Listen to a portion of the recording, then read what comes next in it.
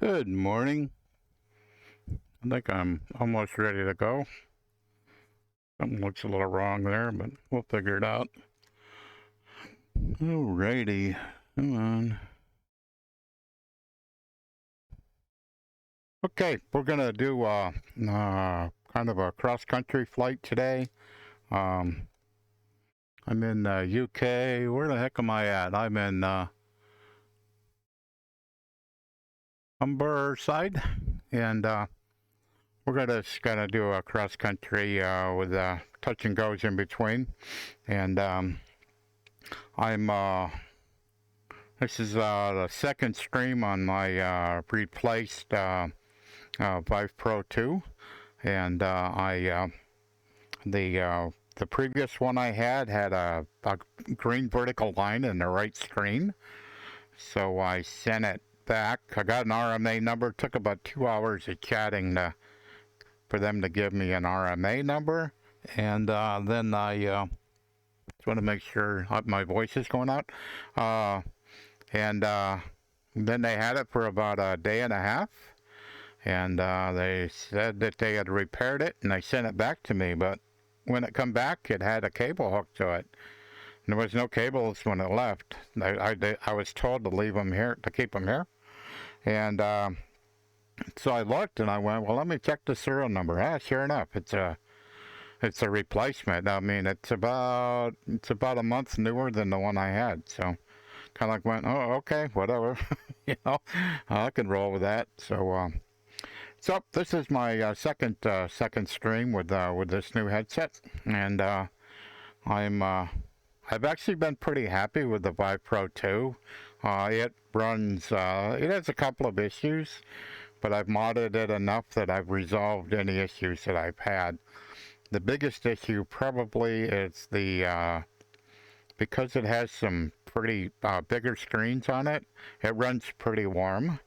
But I put a little 40 millimeter 5-volt fan on the top of the headset to basically suck the heat out of it. And so up on top of my headset, see if I can find it, there it is. I have a 5-volt fan, so I have it hooked up to a USB plug, and I have that plugged into one of my USB hubs, and so basically it's an exhaust fan. So basically its goal is to exhaust heat, and it actually does a pretty good job. I'm quite happy with it.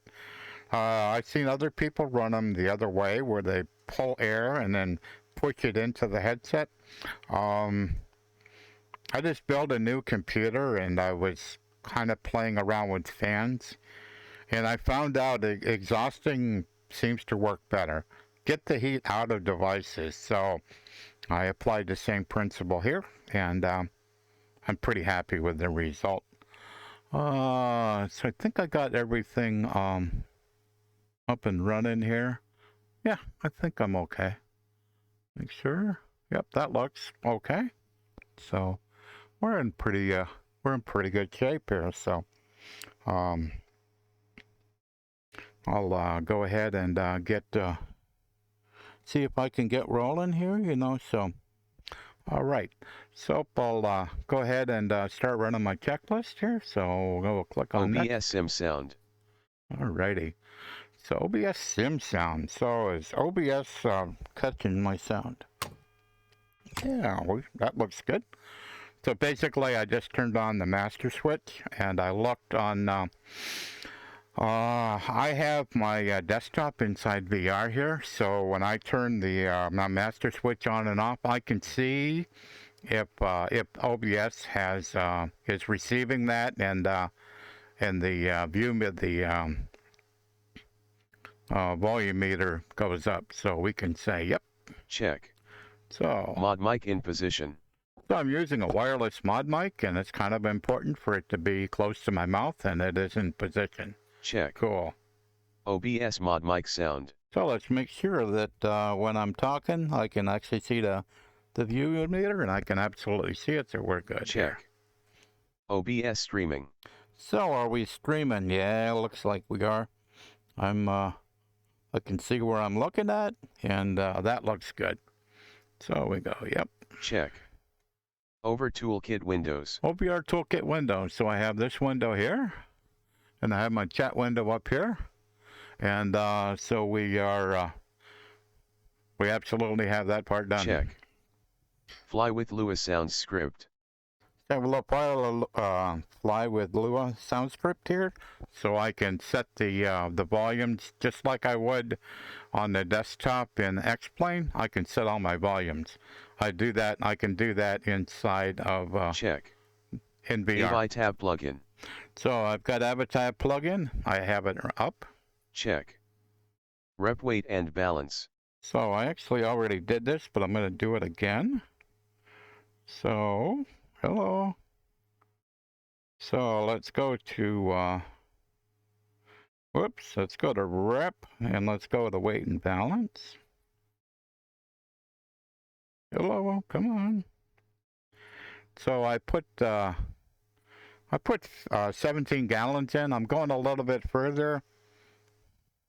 What's my max? The max is 28, huh? I'm gonna put 20 in. I normally put 15 in, but this flight's a little bit longer, so let me back up a little bit. Let me put 20 in. Hopefully it won't break the plane.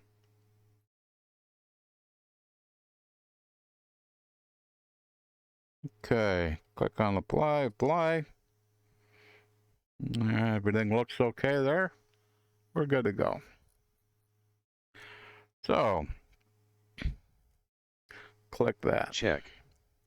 Rep maintenance log. So let's go to rep again. This time we're going to look at the maintenance report. Get it up in front of me. Everything looks okay. Everything looks okay. Everything looks okay. Okay. Yep, we're good. Okay. Then break the plane.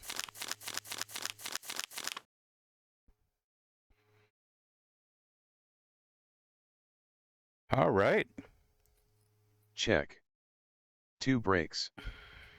Test and set. 3 fuel selector. Both. 4 fuel shutoff valve. On, in. 6 beacon. On. 7 avionics switch. Off. 8 master switch. On. 9 throttle. Open 1/4 inch. 10 mixture. Idle cut off. A auxiliary pump. On. B mixture. Rich until 3 to 5 GPH, then cut off. C auxiliary pump. Off. 12 starter. Engage. 1 ignition switch. Start. 2 mixture, at engine start. Rich. 3 engine. RPM 1000 RPM. 4 oil pressure. Check. 5 mixture. Lean max. 6 flaps. Retract. 7 avionics. On. 8 instruments. Alrighty, instruments. We're looking like we're at 33. 33 going towards north, so a little bit over there. Alright, I don't know what my elevation is, so I gotta do some work. So we're gonna click on airports and EGNJ EGNJ, enter. So 128. So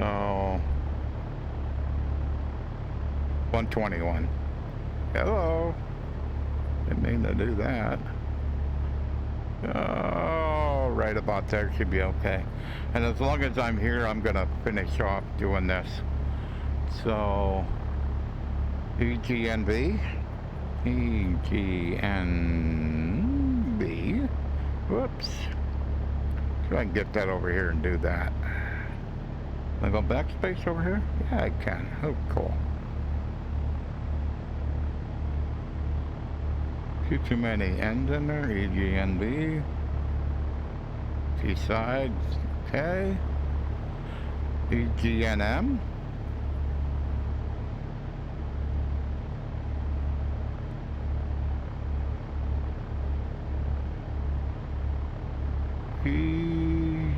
EGNM. Okay. EGNH.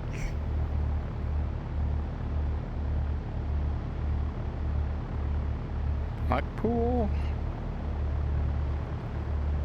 EGGP. GP. Liverpool. Alrighty, we're at NG. We're at Humberside. Should be good to go. So I got my so I've got my altimeter set correctly. I have my heading indicator matching the compass, and that should be good. So we go, yes, we set. 1 brakes. Alrighty. So pretty much the only reason I'm using the I use the checklist. One is to kind of show off X checklist, but the other is to just to make sure I do get the plane kind of started upright for reality expansion pack, and because if I don't, it won't be nice to me. Alrighty, so I'm gonna go ahead and hide the checklist. I don't really need it anymore. So let's see if pilot ATC is working today.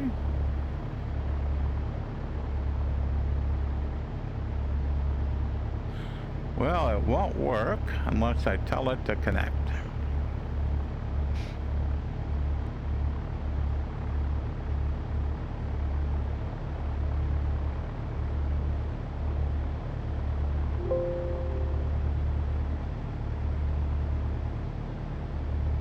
So,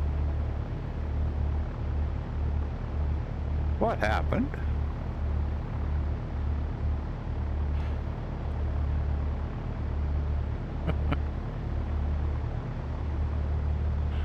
Alrighty.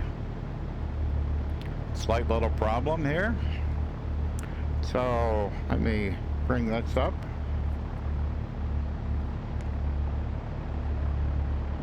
Click on use so you're highlighted.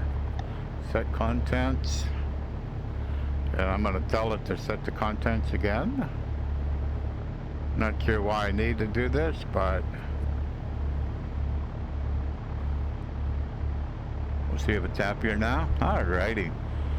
So looks like it's happier now. Let's see for sure. Yep. Aircraft calling tower, say again with your call sign. Cessna 6 Bravo Golf, say active runway. Cessna 6 Bravo Golf arriving and departing runway 02. Okay. 02.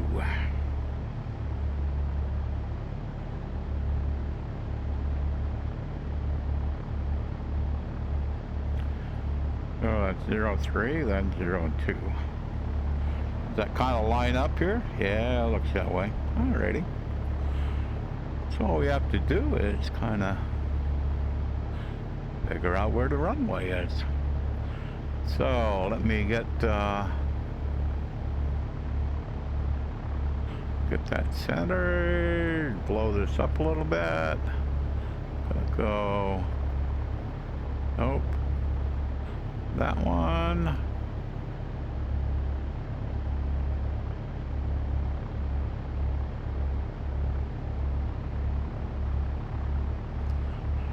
So,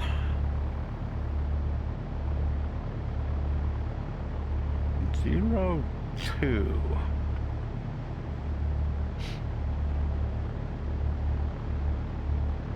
think 02's back the other way. But what I'm not sure.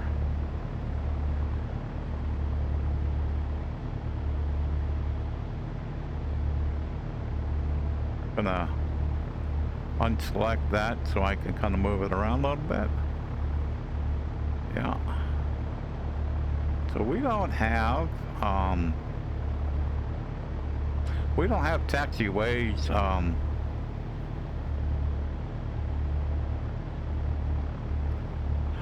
all along this runway, so we're gonna have to do a back taxi. So let's go. First, let's get permission to taxi, and then we'll have to do a back taxi. There ain't no real other way to do this, because I'm quite sure that 02's there. Pretty sure that's true. Let me zoom in a little bit more.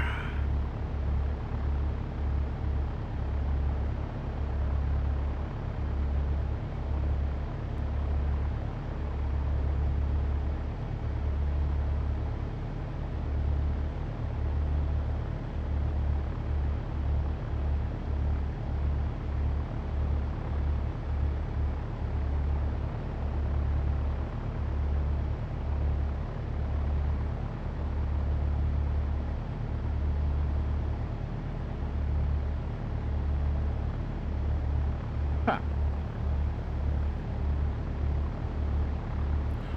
Would have thought it would have told me the runway.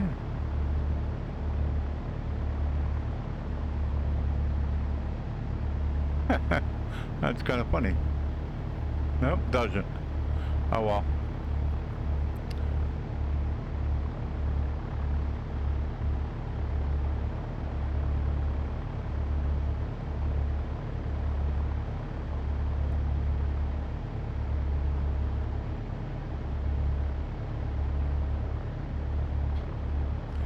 Cessna 6 Bravo Golf, ready for taxi. Cessna 6 Bravo Golf taxi to runway 20 via taxiways Charlie, hold short runway 20.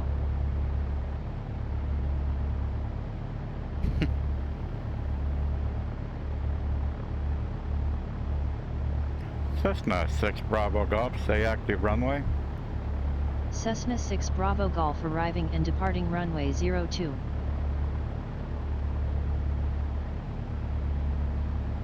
So we're arriving and departing on 02, but she told me to taxi to 20. Gotta love it. Well, we'll see how this works out.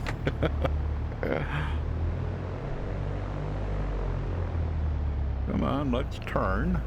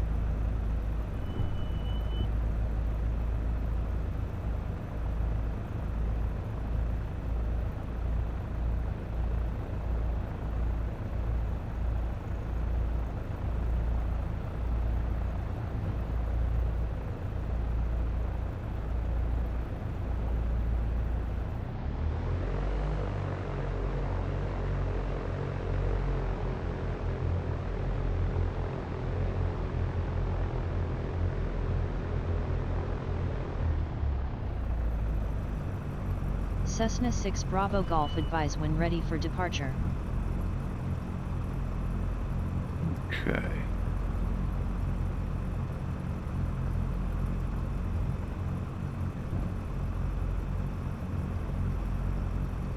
Cessna 6 Bravo Golf ready for departure. Cessna 6 Bravo Golf winds are light and variable. Altimeter 3024 cleared for takeoff. Runway 20.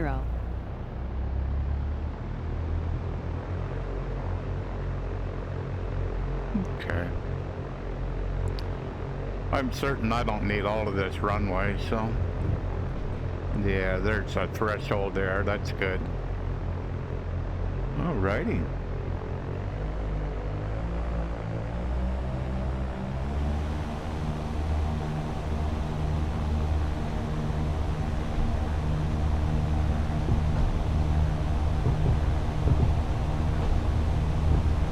Up we go.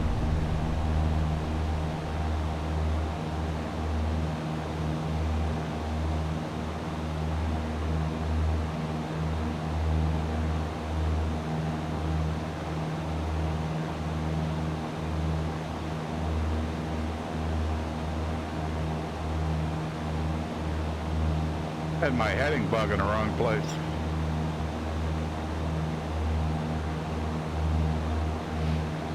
So we got ourselves about 500 feet off the ground, and we can go ahead and turn on to get ourselves on course. Making a left-hand turn since it's left-hand traffic. Looks like I need a heading of 327.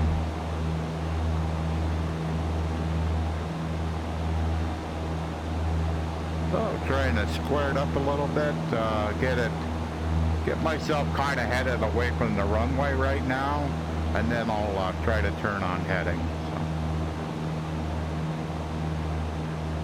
So. Our pitch's pretty good for a pretty good climb. We're climbing at about 75 knots, so we're getting pretty good altitude here.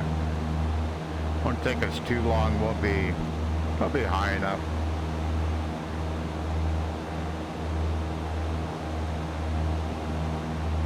Alrighty. Go ahead and start a turn.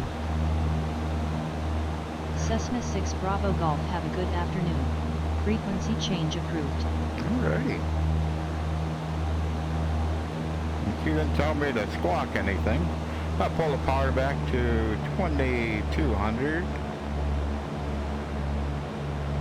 Should have had these on. Now we got them.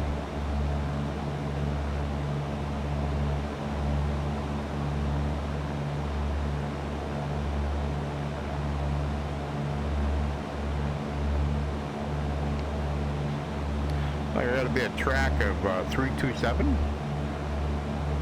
We got a ways to go. We got 68 nautical miles to go. Kind of funny. You can actually hear that engine. Kind of like was listening. I was like, the RPMs went up. And you can, I heard 100 RPMs. It's kind of funny how well you can. Just knowing the airplane, you can just tell. We got that stuff here too. Not sure what's going on. Gotta be something with the scenery. Cause like there's like these white splatches. Not sure what the deal is. I seen them earlier, the last time I streamed, a couple days ago now. I've seen them. I don't know what the deal is. It may be real. It may be, but it just looks weird. Because it's like white. Where everything else around here is green or brown. It just is so out of place. So, but it could be legitimate too. I don't know. Alrighty, a little bit off course. Oh, get you following. Get you centered. Oh, zoom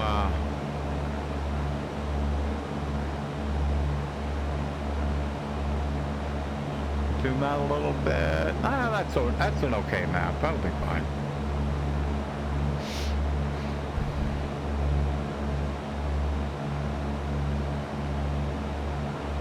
So I'm pretty well on course right now.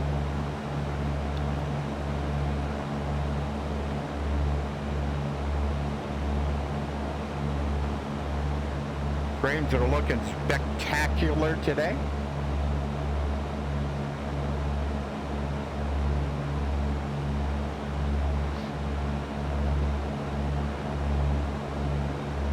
Quite happy with my performance, with the performance of the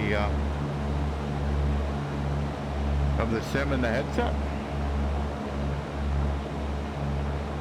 Let's climb a little bit, so I just pushed it on the yoke a little bit, run the trim up a little bit, trying to, yeah, I probably shouldn't have done that, but we'll see where she settles out at. I kind of went the wrong way. Just trying to see if it's going to settle. Speed's about where I wanted, 100, 105, 110. Had like 2200, so, yep. No, wrong way, Bill. So, basically I needed, I'm dropping in altitude a little bit, so pull back on the yoke a little bit and try to trim it for low pressure.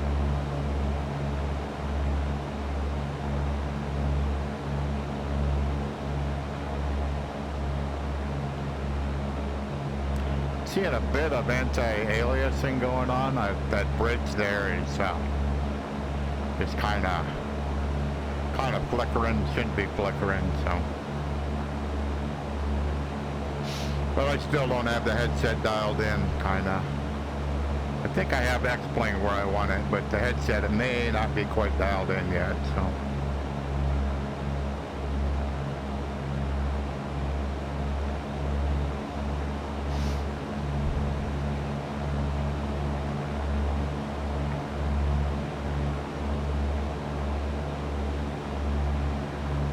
Because I'm running the headset at a little bit under native resolution, so maybe related.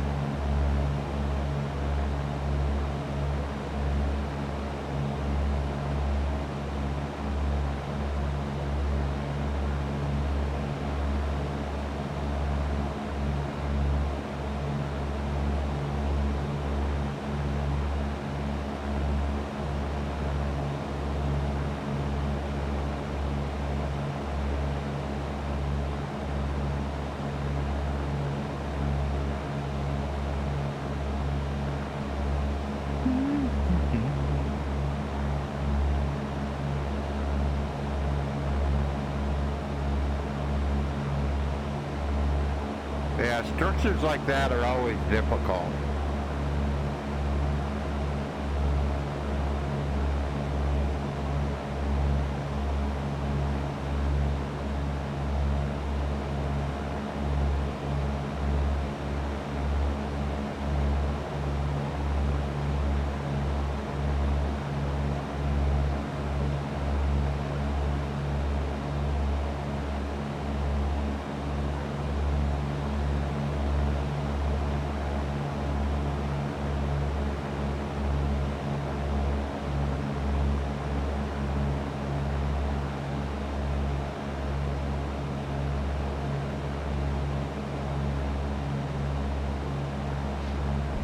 I'm pretty well on course through, should be a track of 327. Yeah, I'm probably 329, something like that, so not too bad.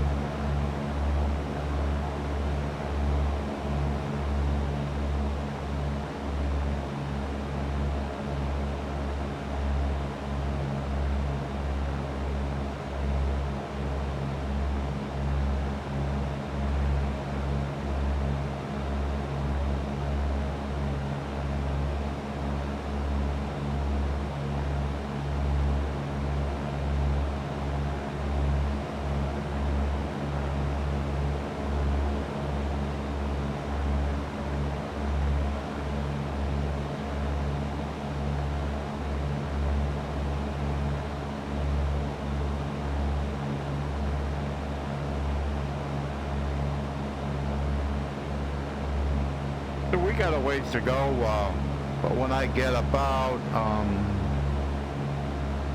within 10 miles or so, I'll dial in the tower frequency for the next airport, and then make a radio call for inbound to land. So we got a ways to go. Looking like, yeah, quite a ways, 34 minutes yet.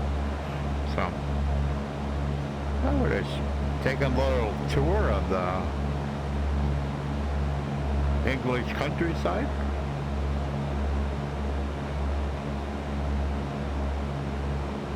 This part of it looks pretty flat.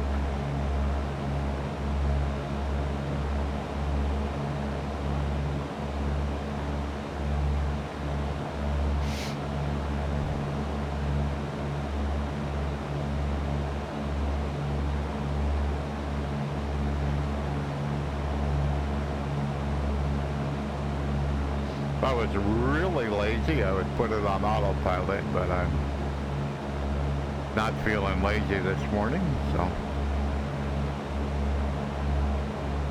we'll just try to stay on a correct course, and should be good to go.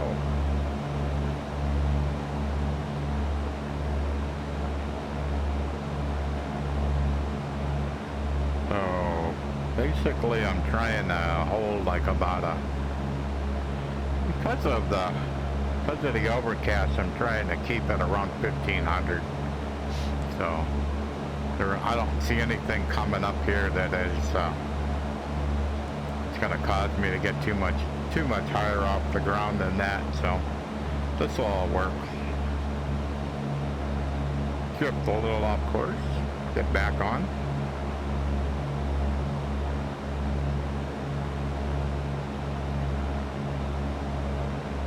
So all I really need to do is stay on a heading of, we'll say 330 and elevation of 1500. Shouldn't be that difficult to do. So as long as the plane is trimmed up like it is, shouldn't be a big deal.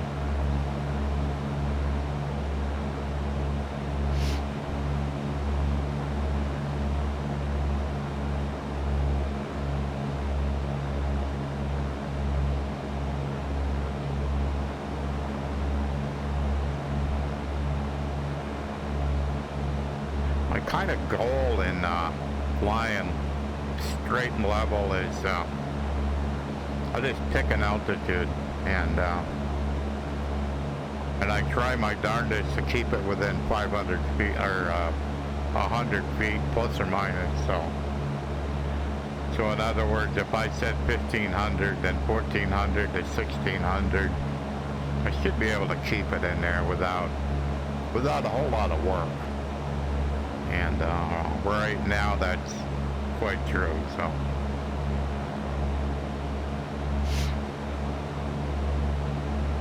when you turn a lot, and you know, that can kind of change, but if you're flying down a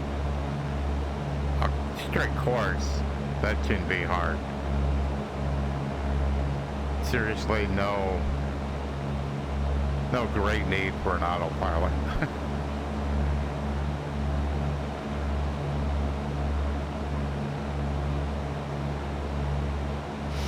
By the looks of it, I'm just to the right of the course that I'm flying. So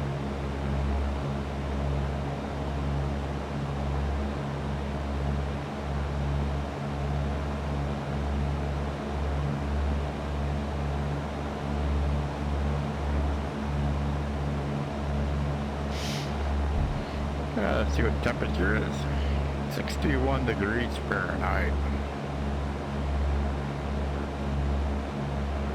Always good to check that. Good morning, Iowa. How are you doing this morning?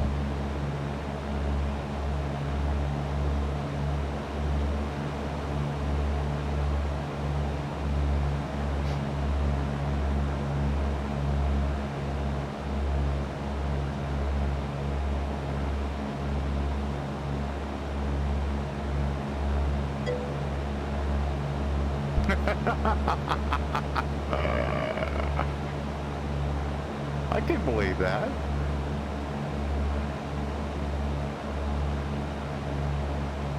My girlfriend tells me that almost every day.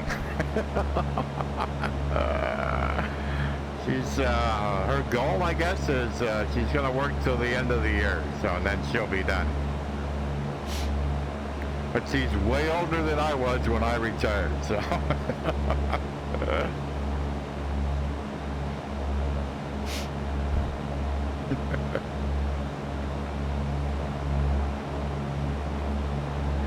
Yeah, I found the older I got, the more difficult I found to put up with stupid people. So that was probably my most difficult thing, but generally it wasn't the people on the floor where I worked at, the people that run the machines. That was the people that that managed all of us that were seriously clueless at times. So that become more difficult towards the end.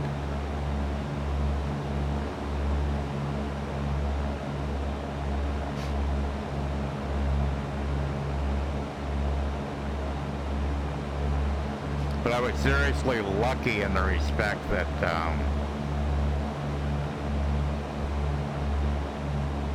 because of my knowledge and experience, it afforded me more freedom than other people. No doubt in my mind.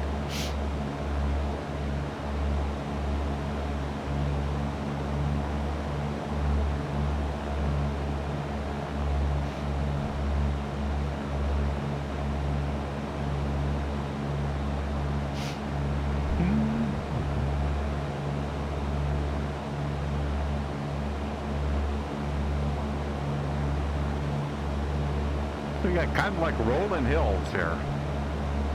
Nothing too high. Mostly fairly flat.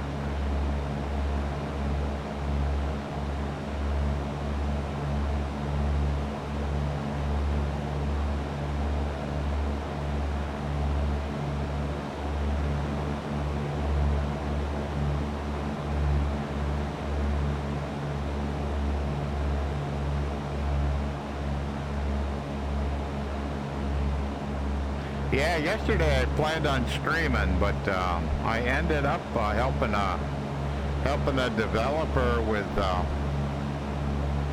He was making a program for the Pimax, so when you turn the Pimax on, it would turn the base stations on, and then when you turn the Pimax off, the base stations would turn off. So I spent most of the day kind of testing builds that he was making, so actually it was a lot of fun.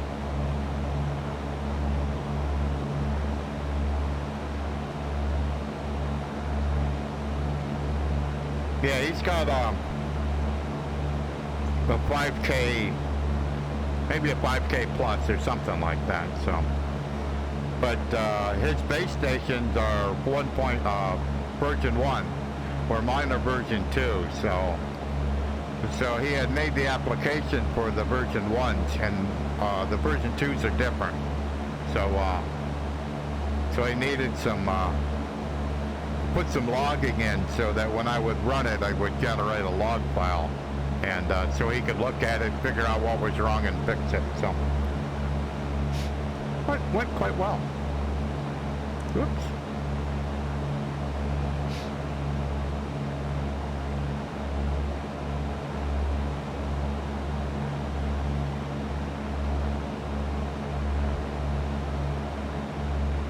I was kind of glad that I had the opportunity to kind of help out, so.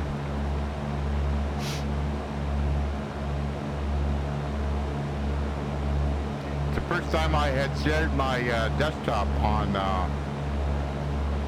Discord. I'd never done that before. It was kind of a little different, so he could kind of see what was going on when things weren't quite working right, so.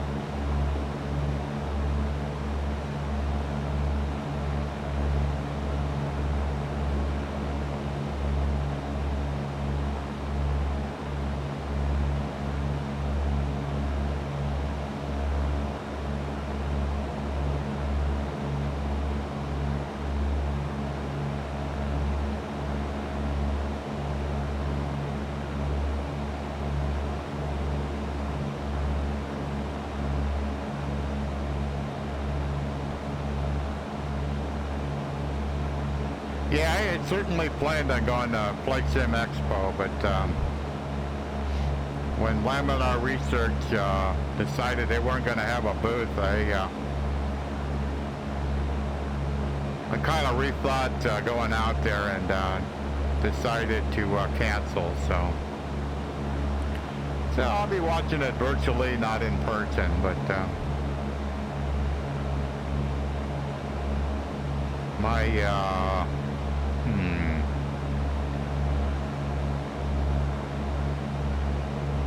I think I kind of looked at my age and my girlfriend's health conditions and kind of like went,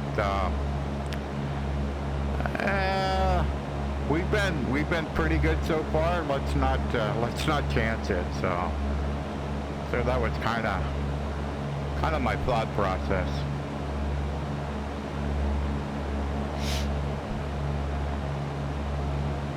But everybody's got to make their own decision. So.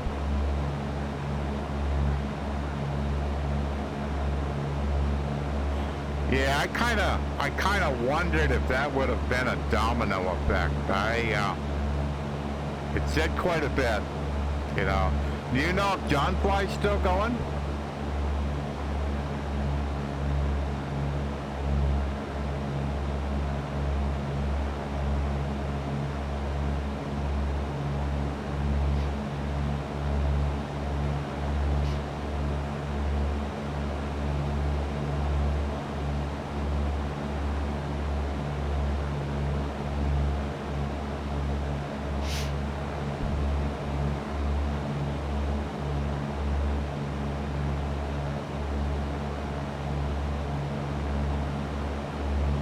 Yeah, so far of everything I canceled, I had arranged a transfer from the airport to the hotel, from the hotel back to the airport, and I canceled that. Oh, okay. Okay. Yeah, I was kind of I was really wondering like how many people with that announcement. It says quite a bit, but I got refunded on that transfer, so I'm still waiting on the hotel and the plane. The plane, it sounded like that should be a refund, not a voucher, but I haven't seen anything in my account yet, so we'll have to see. But we got insurance also, so if push comes to shove, I can use the insurance, but. You don't have to, it's, you know.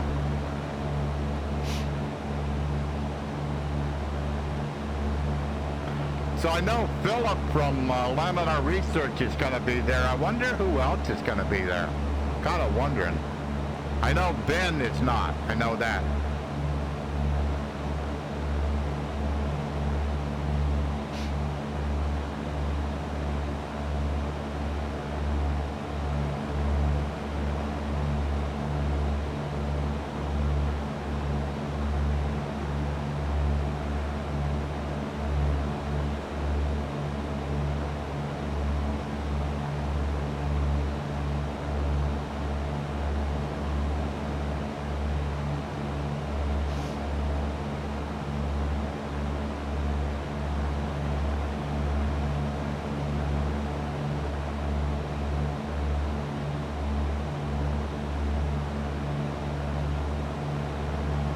Yeah, because Philip's actually one of the people from Laminar Research I enjoy chatting with, so.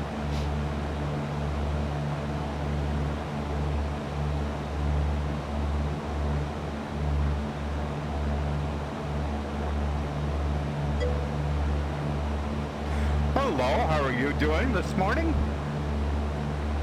We are doing a cross-country trip across the UK.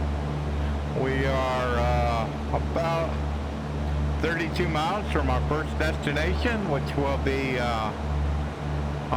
Durham Tees Valley, and we'll do a touch and go there.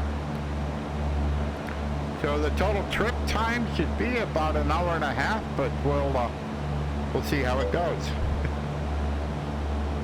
I am just doing awesome. I am just enjoying enjoying what I enjoy doing, flying in VR and trying to do my small part to show as poorly as I can on a stream what it's like to be flying in VR. I don't do it any justice to what I actually see here, so I try.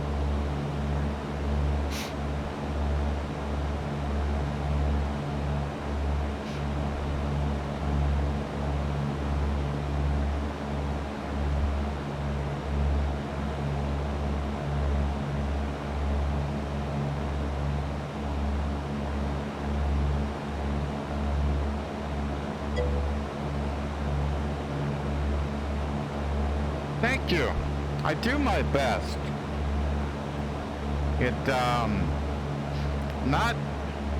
There's not a lot of us. Not a lot of us that stream VR. It's a challenge.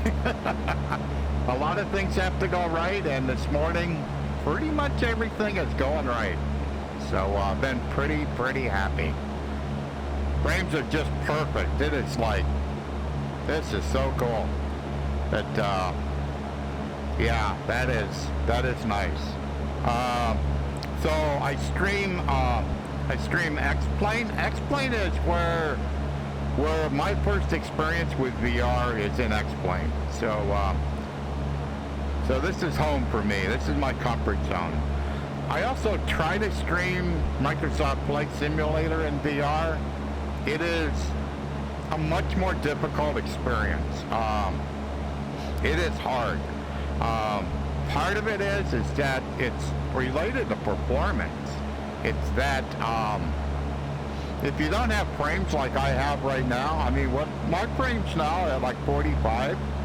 I mean, everything is like smooth. If you get down into the 30s, low 30s, things aren't smooth anymore. So it makes it difficult in the headset, much more difficult to stream it. So, but that's kind of the deal. Yeah, I've been using VR for a little over 3.5 years now. Pretty much when X-Plane brought out support for native VR, within days of that announcement, well, they announced it on Christmas. Shortly after that, I ordered my first VR headset. My birthday is on the 9th of January. The headset arrived on my birthday on the 9th of January. Probably a week after that, I never flew on a 2D screen again. I've only flown in VR. So I got hooked.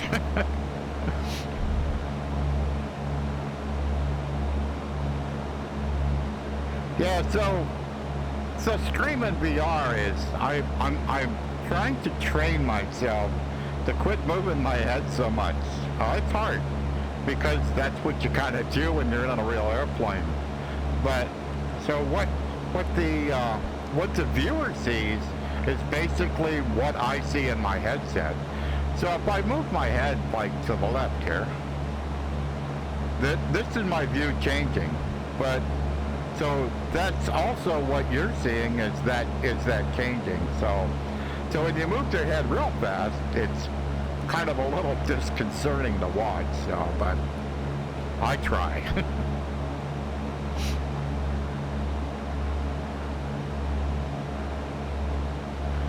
So the headset I'm running right now is a Vive Pro 2. So its native resolution is 2448 by 2448. So it's a high-end headset. And but what it means to me in the cockpit is all of these gauges. In other words, no, not at all, not at all. Some people will get motion sickness. Normally you'll get motion sickness if the frames are too low. So if your experience in VR is real stuttery, where it stop, starts, you could get motion sickness from that. I've never experienced that. I know people that have, but I never have. But no, I won't. No, not whatsoever. Not whatsoever.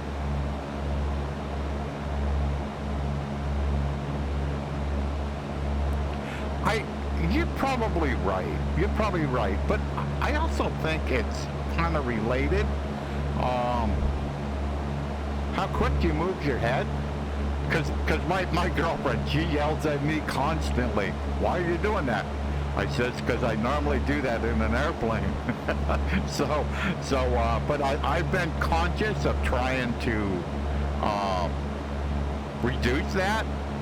And what I'm kind of curious is in my 8KX, like right now, I can't quite look at the screen and see how big a view you guys are getting.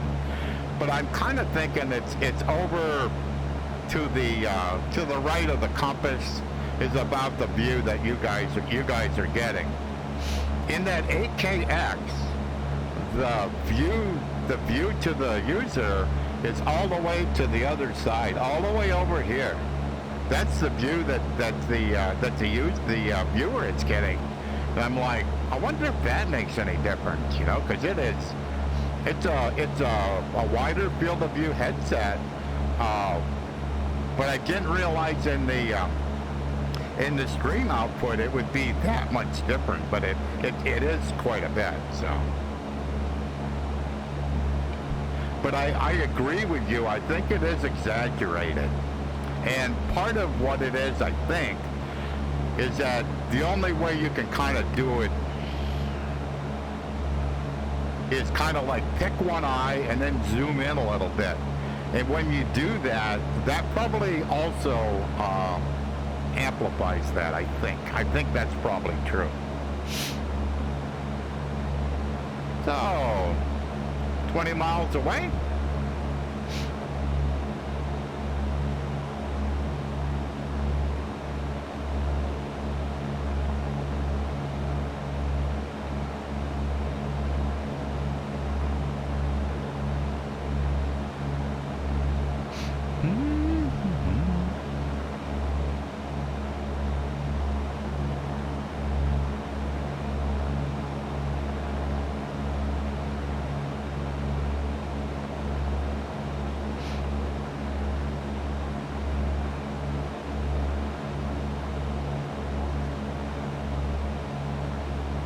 So if I jump in Steam VR for a quick second here. So basically an X-plane, so my resolution is 2356 by 2356. So it is, so I'm under native resolution, and normally to make everything, to get rid of the barrel distortion, normally you want to run it 1.2, 1.3 above native. So, but with the frames I'm getting, it looks like a half headroom where I can basically run that multiplier up a little bit and try to crisp it up a little bit. So, but it's not bad. I mean, I can look over here and I can see what the distance to the airport is. So if I can just look over there and see it, that's good enough. I mean, so. And it isn't like the view outside is blurry or anything. No, it's all good.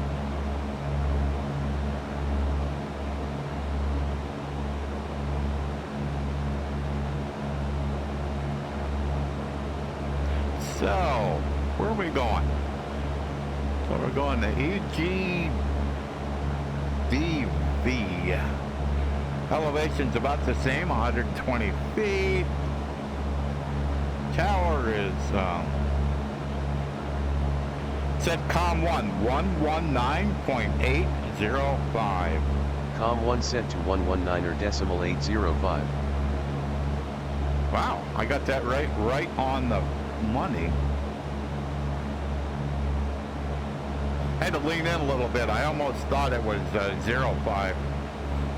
But it is 8, so we're all good.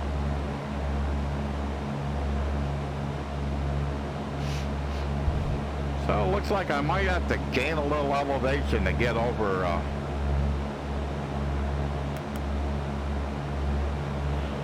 I don't know if you'd call that a hill or a mountain, but it looks like I am too low.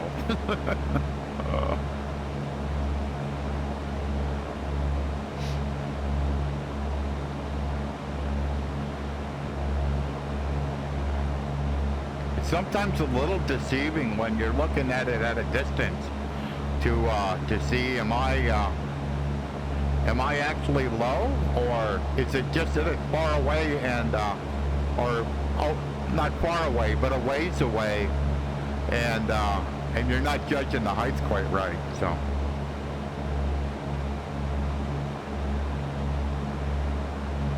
because I'm going over this this little area here, I'm clearing it by quite a bit, so I'm kind of curious, but we'll find out pretty quick here.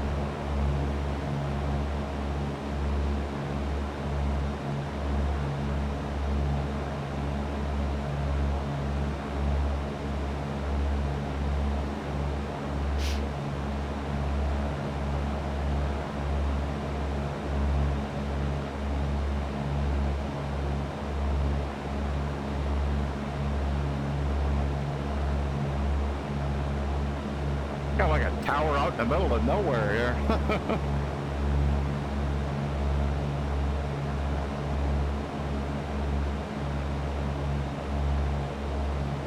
Yeah, I'm like slowly climbing. I'm climbing like about 100, 150 feet a minute, so.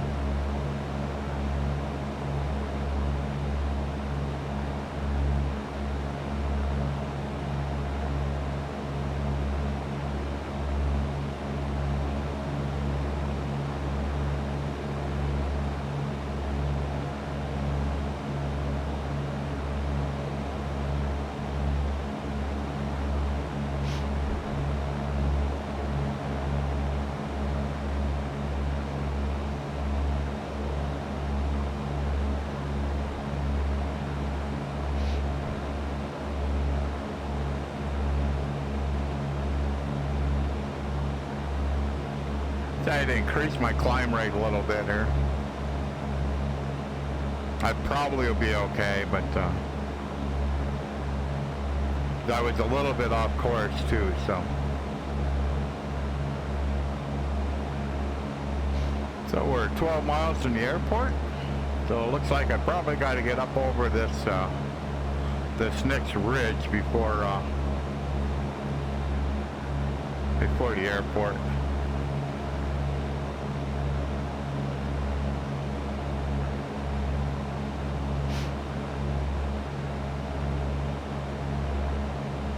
So I'm 2,800 feet right now. And I'm certainly going to make it over top of what I'm flying over right now in that next ridge, no doubt about it. So.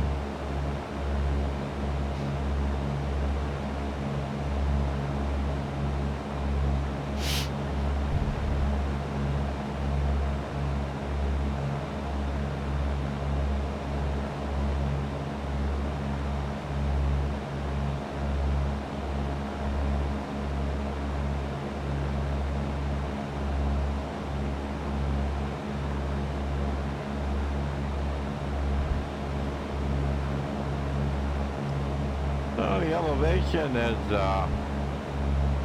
120. Looks like we got what are our winds? 260 at 7. So I got a choice of 2, 3, or 5. Looking like we're gonna be looks like we're gonna be on 2, 3.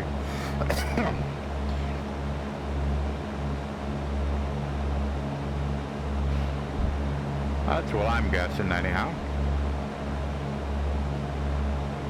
Guess I would call it an educated guess. Pull the power back a little bit now. Or just let her drop. Just trim her down a little bit, pick up some airspeed.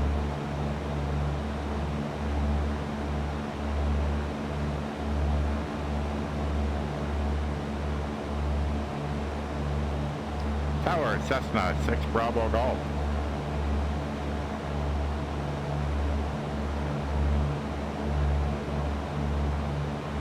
Tower, Cessna 6 Bravo Golf.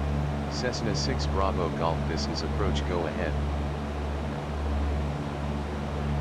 Cessna 6 Bravo Golf, inbound to land. Cessna 6 Bravo Golf, good afternoon. Squawk 1200, expect runway 27. I'm talking to the wrong person. 119. Oh.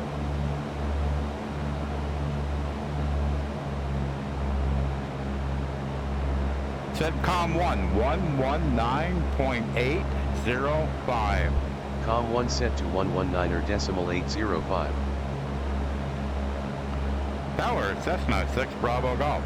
Cessna 6 Bravo Golf, this is Tower, go ahead. Cessna 6 Bravo Golf, inbound to land.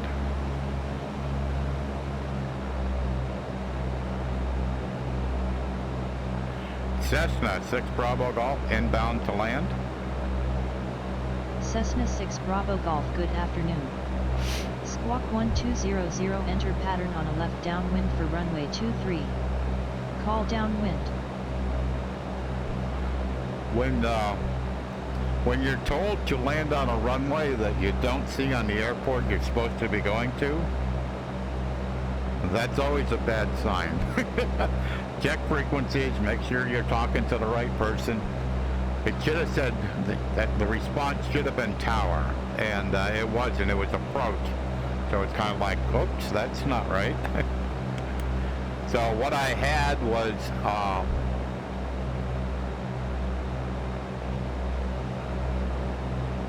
I had 850, not 805. Alrighty.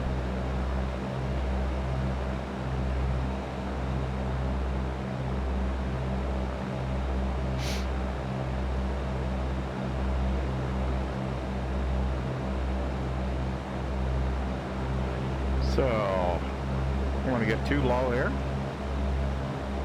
I'm looking for an airport. It should, quite frankly, be right,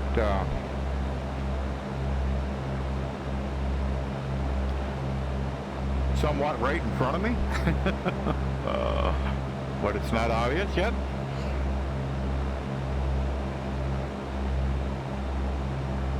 Like 5 miles away, so.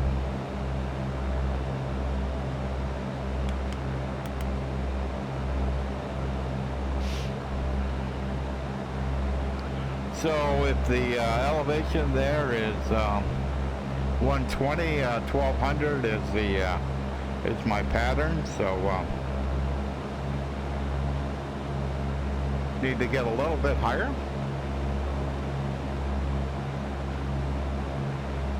Try to find the runway, trying to find the airport.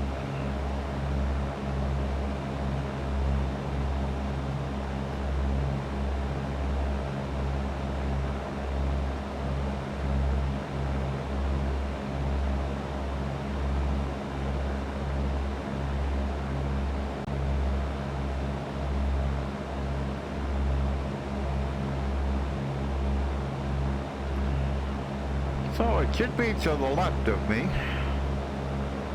Almost looking like something over there. That's kind of 3.9 miles. It's kind of looking like should be somewhat that way. According to my heading bug here, the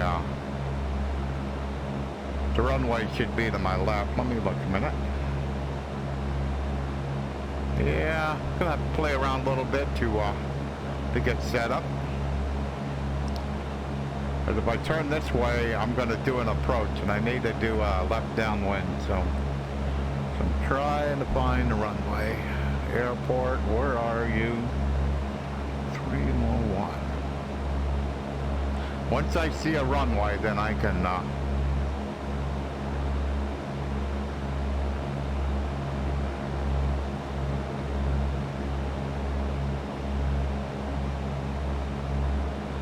How big is this runway? runway 7,500 feet. Should not be difficult to find. Is it right in front of me?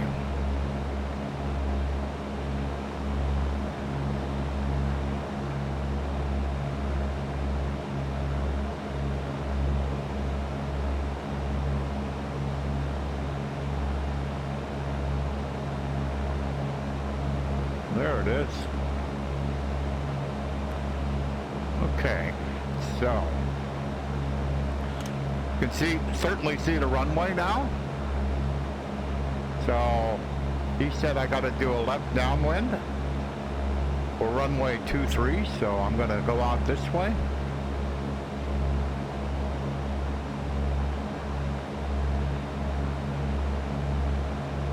And I'll once I get kind of parallel with the runway, where I'm kind of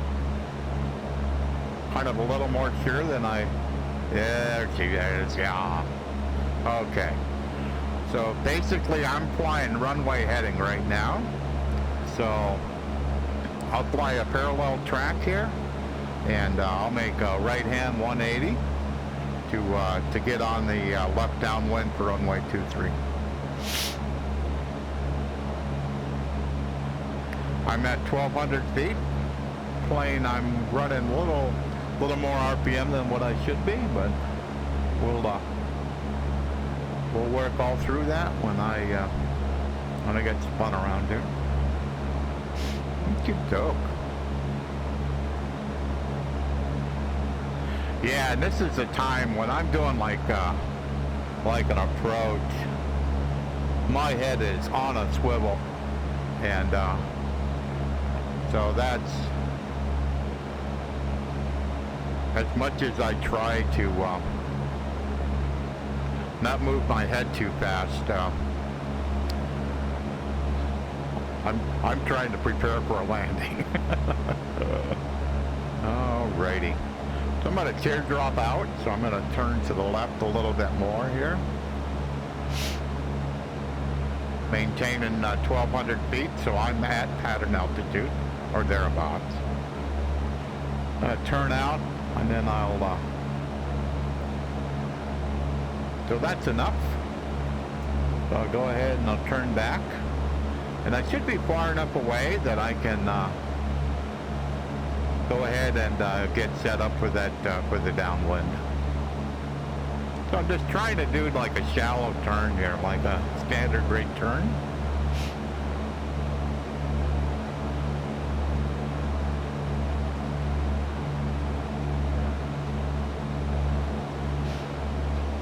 So I'm trying to get that heading bug down in the bottom.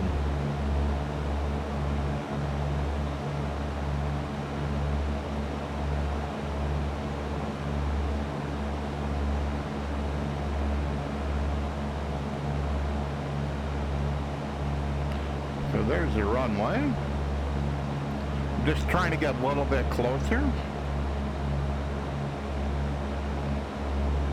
before I make my turn here for downwind. There we go.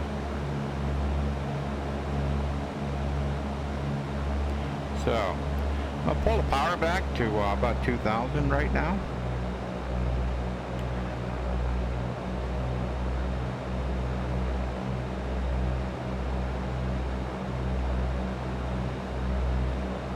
Trying to get the airspeed down a little bit. Should be about 80 knots here. Cessna 6 Bravo Golf, downwind runway 23. Cessna 6 Bravo Golf, call turning final for runway 23.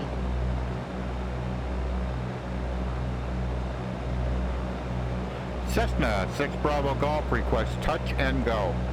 Cessna 6 Bravo Golf, winds are 271 at 8 knots, cleared for the option runway 23. Okay, so I'm cleared, so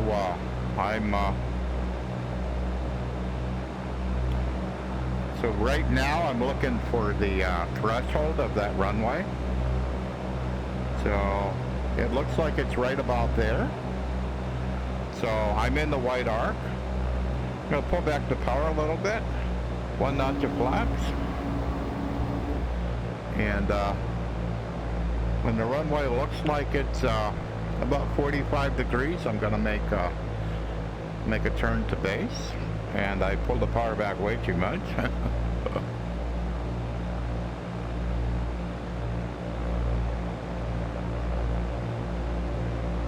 That should be good.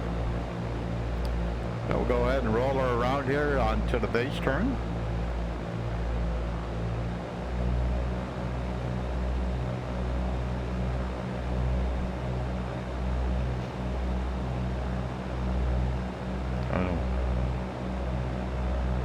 Trying to get it squared up here. Okay. I'm just a tad low. I gotta turn in a little bit more. There we go. That's better.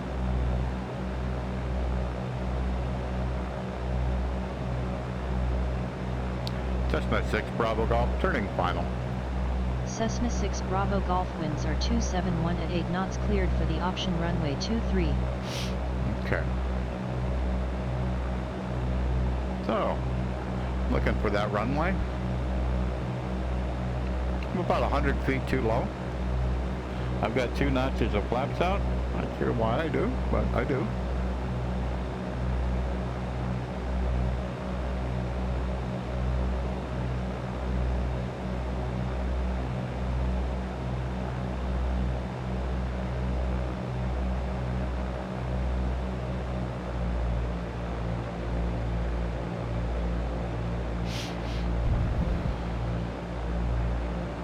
Certainly not low anymore.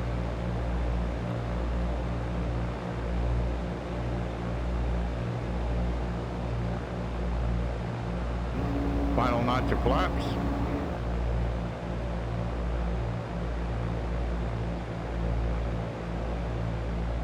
So basically no display threshold, or just a small one here.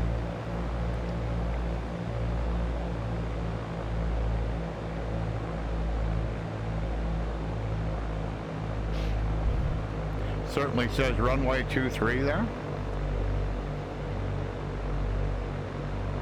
Pretty nice approach. Center of the runway. Pull back, pull back.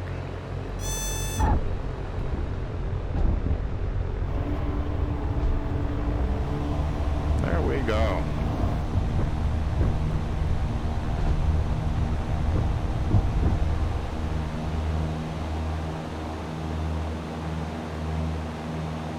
So I give it full power. I've got it trimmed for takeoff. So taking off here, I'm trying to do 80, 85 knots.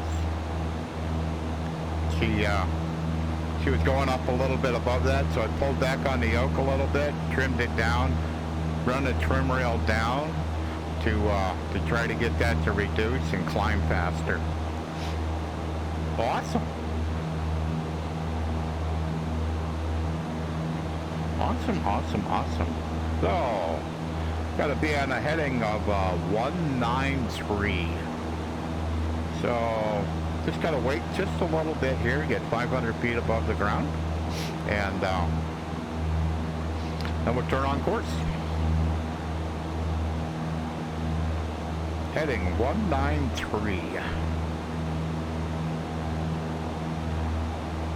So, 21,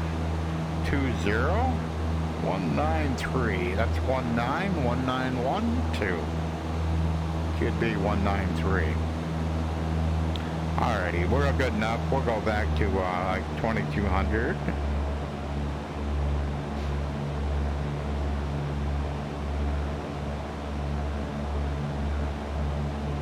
Try to get to plane level right about here.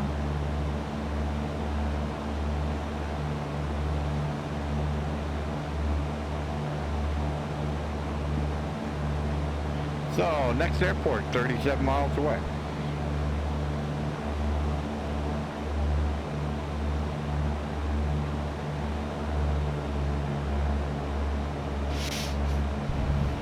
So once again, I'm trying for like 2200 RPMs and about 1500 feet.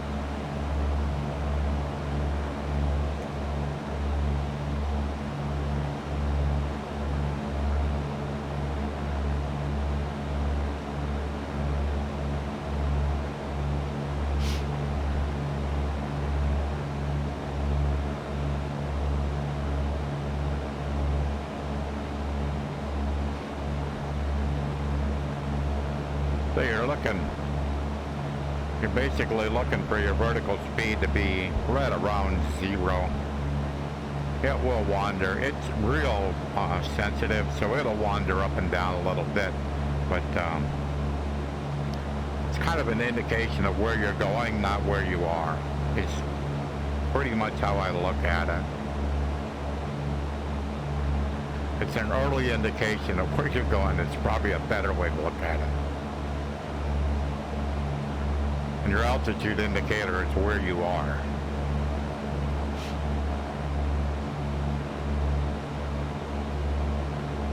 And the same thing, if the plane's trimmed up pretty good, that altitude indicator ain't gonna be moving very quick. So you can see the vertical speed just picked up a little bit. It went from, you know, went up a couple of marks, but then it went right back down. So, and that's what you're seeing in the altimeter is it's kind of climbing a little bit. So it's so we put you in on the yoke just a little bit.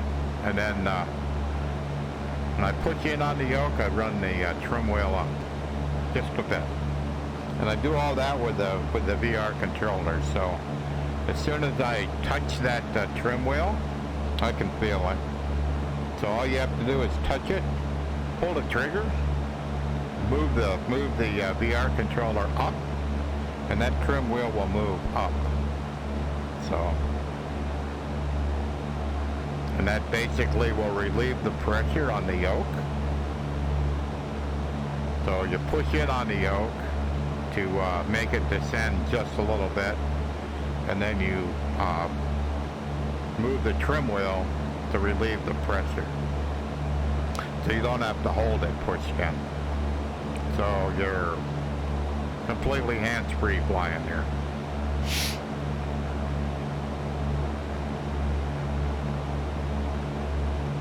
Just flying like I was taught.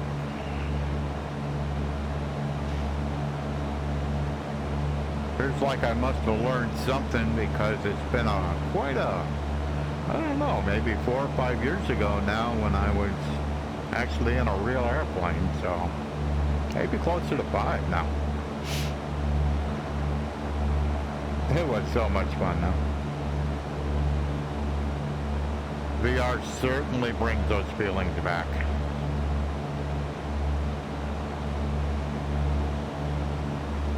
But I never would have had the opportunity to fly here.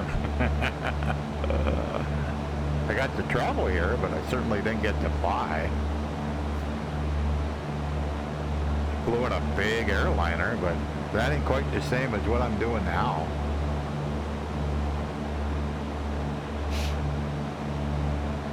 Yeah, the only time I got to fly in a little airplane outside of the United States was I had the opportunity for Sasso, the developer for a Hotstar programmer.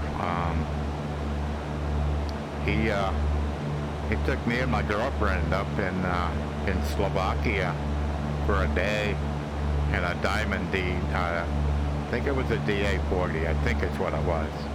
And we spent the day flying over Slovakia. I never ever will forget that flight. That was so cool.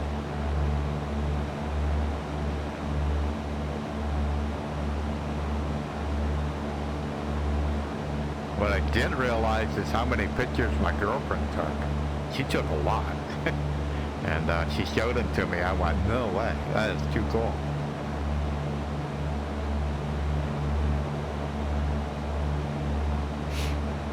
So, next airport. EGNH.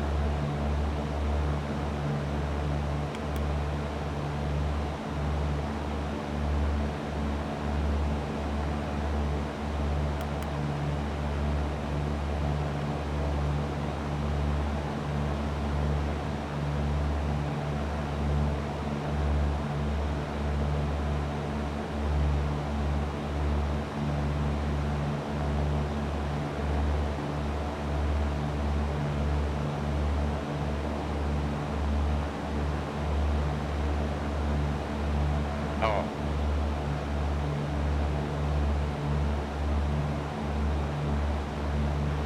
I was just a little confused.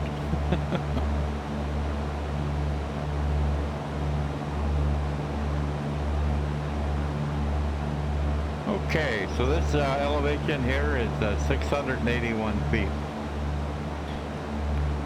I was looking at my pilot's ATC and I didn't realize that it had shifted down, and there's an airport up above here. So I'm sitting there looking at it, I'm looking at my GPS, I'm going like, what is going on here? Now I'm good now. I thought I was lost. Kind of like, what'd you do? Like go back to the airport you were, you're going back to the airport you left? Nope, nope, nope, nope, I'm good.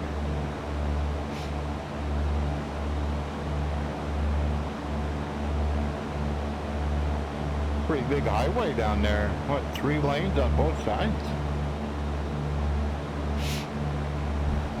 Okay, 25 miles to the next airport.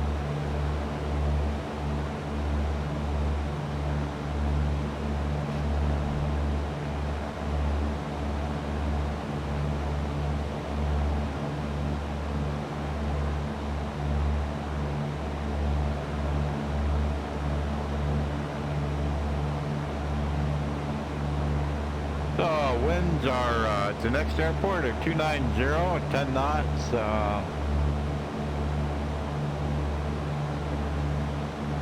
I'm thinking runway 32 is what we're going to be given.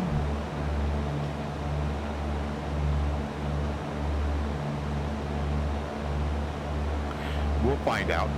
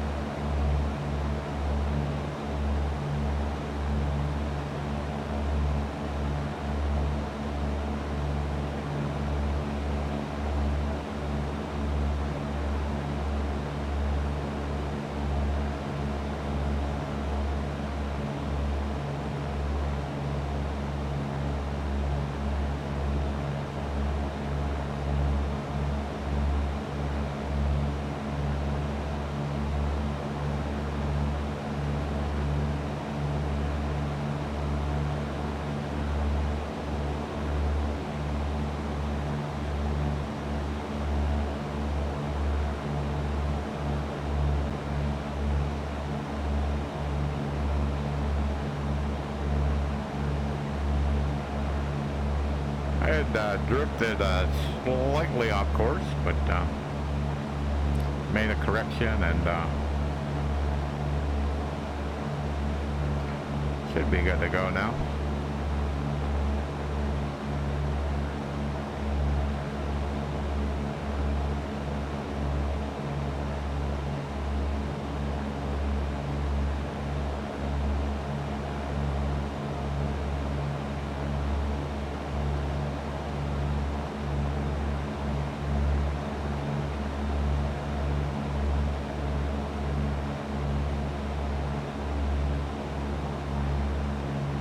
So we're a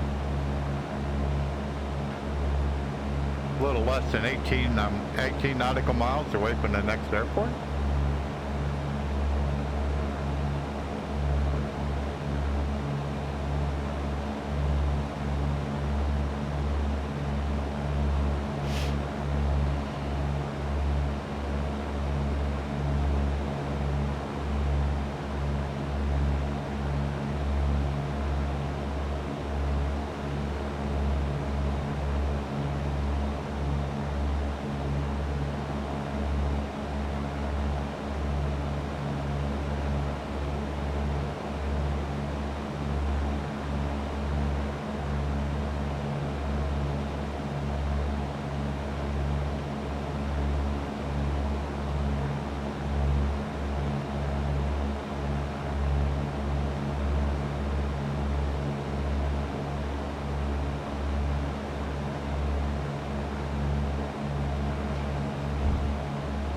So this headset here, this Vive Pro 2, it is known to get pretty warm. So so I wanted to do. I've done one before with the first headset I had, and I kind of like to do longer streams, and that's what today is all about. To make sure that over the course of a longer stream that it doesn't get warm enough it's uncomfortable, and so I just checked it just to make sure, and the face of it is pretty, I wouldn't even call it warm. Where you really notice it is where the strings are. That's kind of closer to your forehead, but the front of it will get warm too. So my little mod to try to alleviate the heat seems to be doing its job, where it's basically exhausting the heat out of the headset and pulling. So basically it's an exhaust. So there's some vents on the bottom of my headset. There's a set of slits on the left and the right. And then on the right, there's slits on the top, and that's where where the fan is. So the fan pulls air through there. So it's basically pulling air in from underneath my headset, kind of in my cheek area, and it's pulling air up through the headset, trying to expel the heat. So far, that is working. It looks just ridiculous, but I'm in a VR headset. I can't see it. The webcam window is small enough that you can't actually see how it's mounted. You may be able to see the fan, but you can't actually see how it's mounted. So I'm good with all of that. I'm just looking for functionality, not prettiness. So. And it appears to be nice and functional, so that's what I was looking for.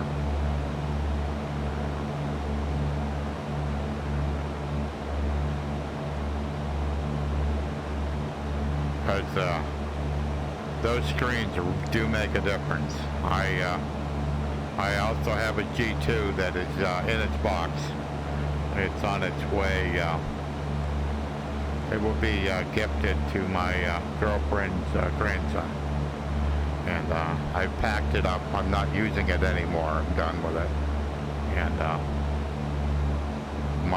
the last straw was I was in Microsoft Flight Simulator, And I had done a couple of group. I probably had did 4 or 5 group flights, and it was working not too bad. I was running it with Steam VR, and it seemed fine. And then I try to do a stream with it, and all of a sudden I'm getting drop frames. I mean, I don't think I had it on for more than 5 or 10 minutes, and I probably had 200 or 300 drop frames. I'm like, what is wrong with you? And I had that issue earlier, and but it seemed like it went away. So I just said, no, I'm done. It's the only headset I've seen that does that.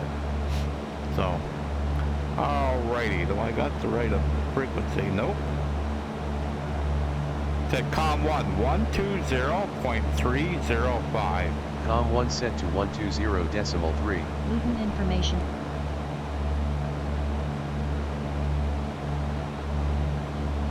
Supposed to be Vive. Doncaster Sheffield information echo. 1520 Zulu winds are 312.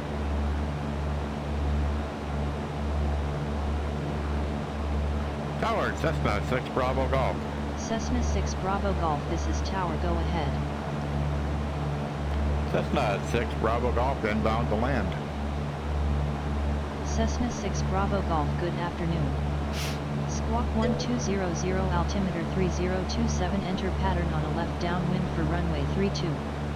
Call downwind.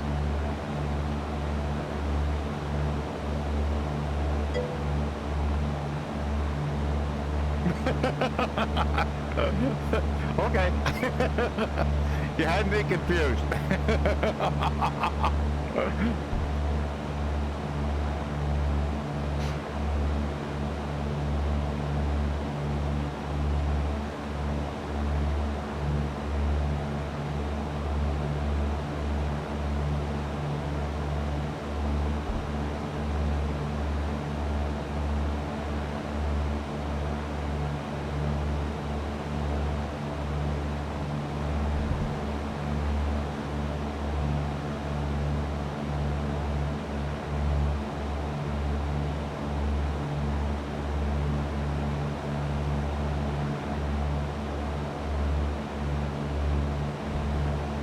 600 feet, so I gotta be at 1600, about where I am. Says I'm 5.7 miles away. So, I'm going the right way. It might be on the other side of that ridge. We'll just have to keep our eyes out. Hello, babe. I thought I heard something. Oh yeah?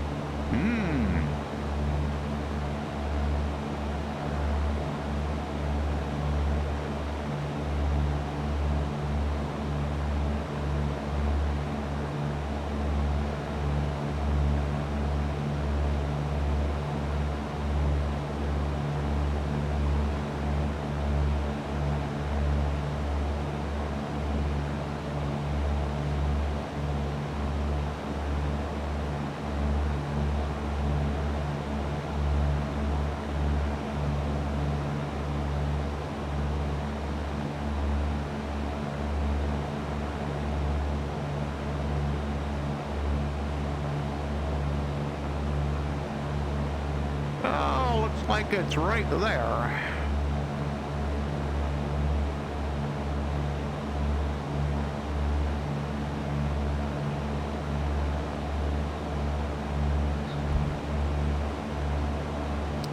Still can't say I've seen the runway.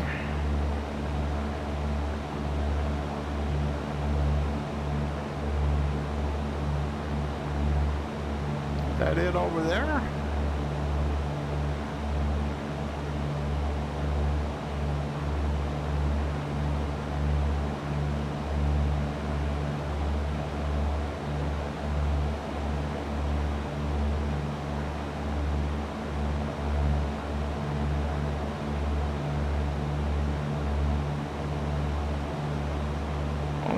is right there, I think.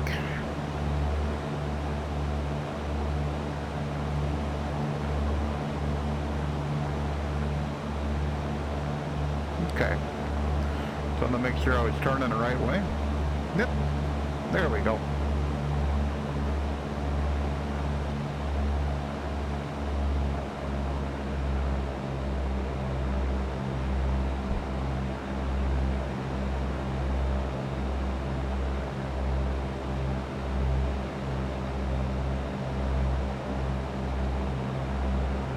Cessna 6 Bravo Golf, downwind runway 32.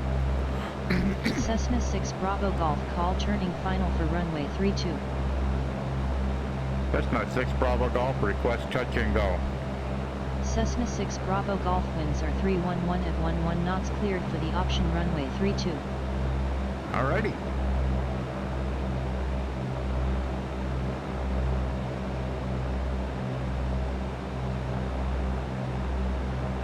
Okay, there's the runway threshold.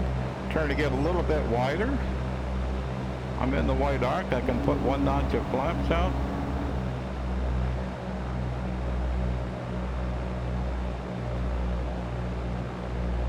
It'll be about 1,800 feet.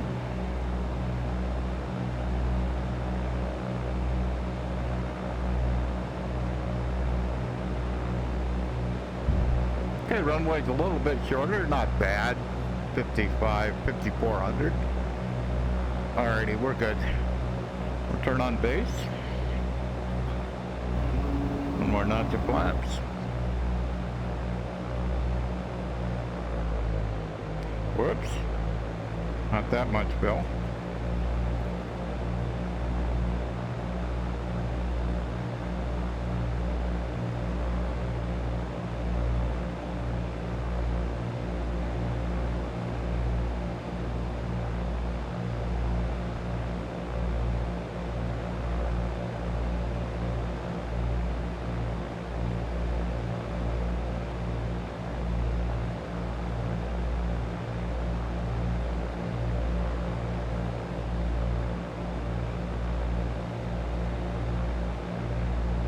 Cessna 6 Bravo Golf, turning final.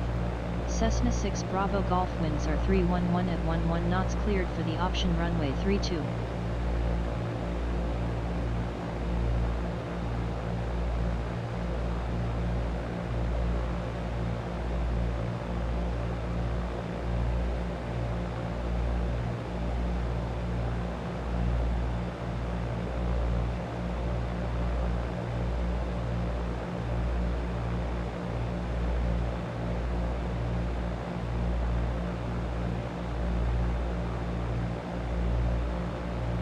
Okay, we got a displaced threshold, so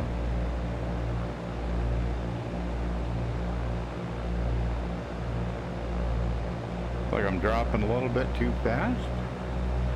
Let's give it a little bit more power for just a little bit here.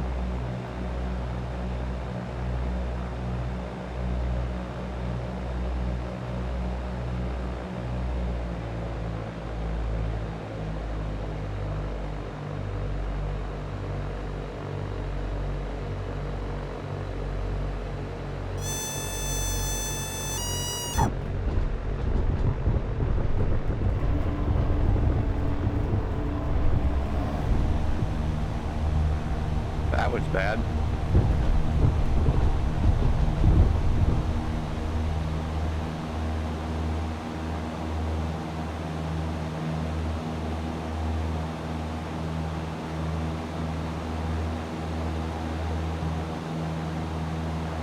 Yeah, that wasn't too good.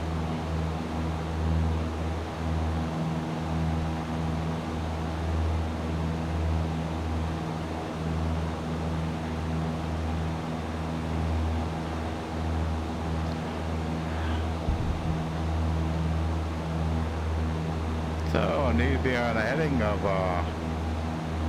265. Kind of rushed that approach.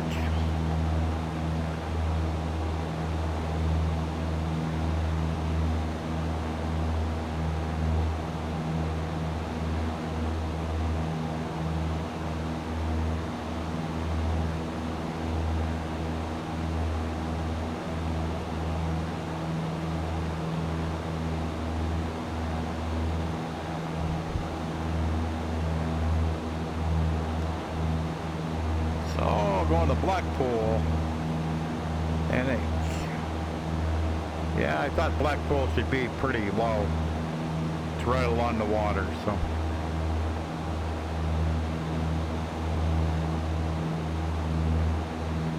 So we're high enough here. I'll pull the power back to 2200 or so.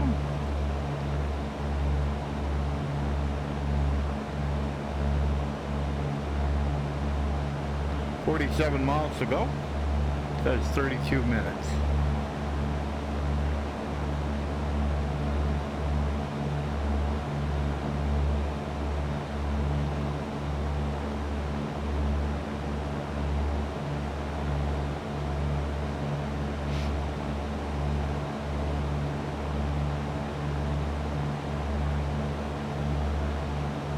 Yep, I was way too far above the runway when I decided to flare.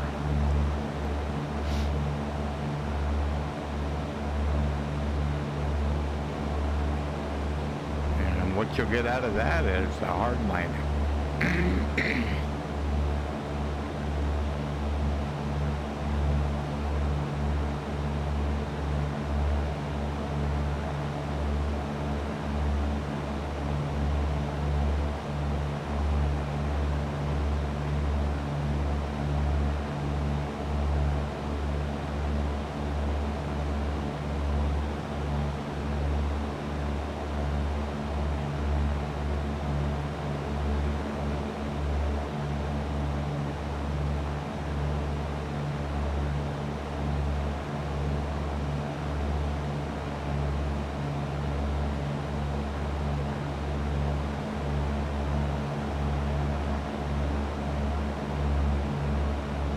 Yeah, all in all, the frames and stuff have been pretty good today.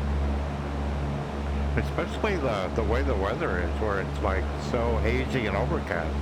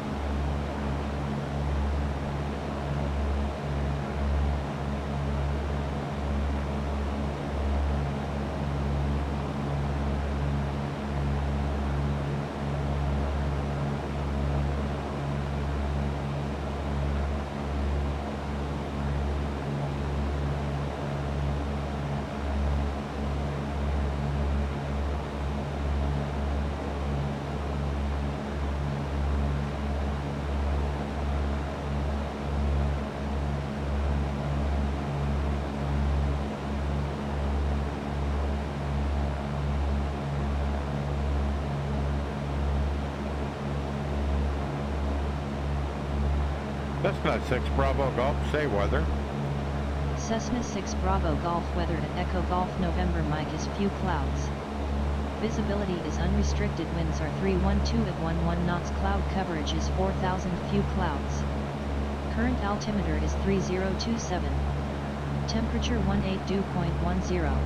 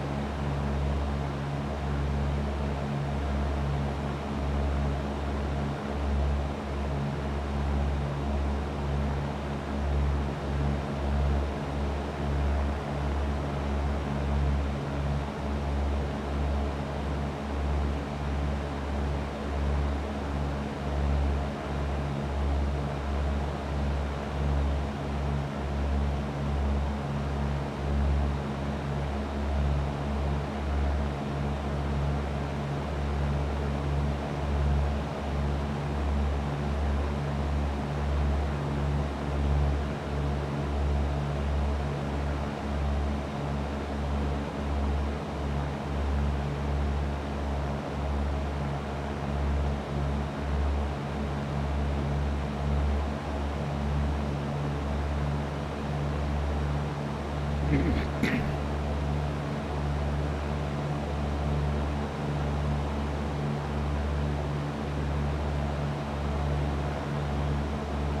trying to get a little bit lower out of this haze.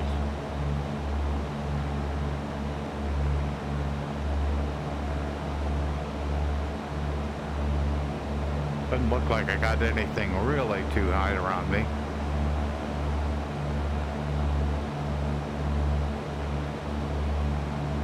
Get the plane now, go a little quicker too.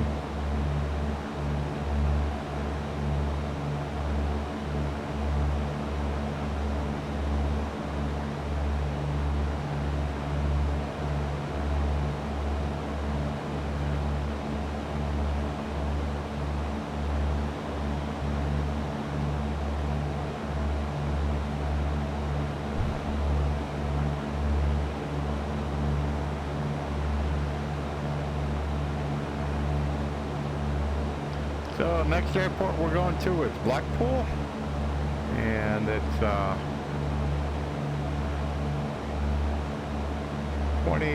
21 miles away, or 13 minutes at our current speed. Ground speed's like 96, so pretty close to our true airspeed. Or indicated airspeed, not true.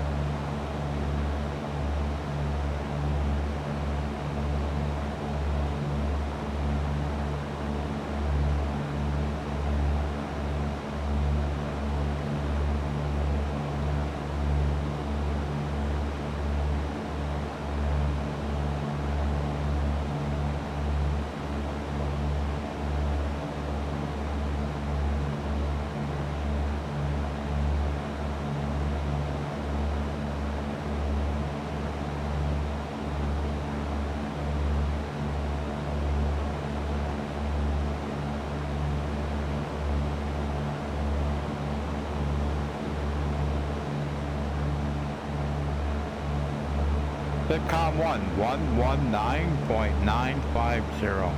Com 1 set to 119.905.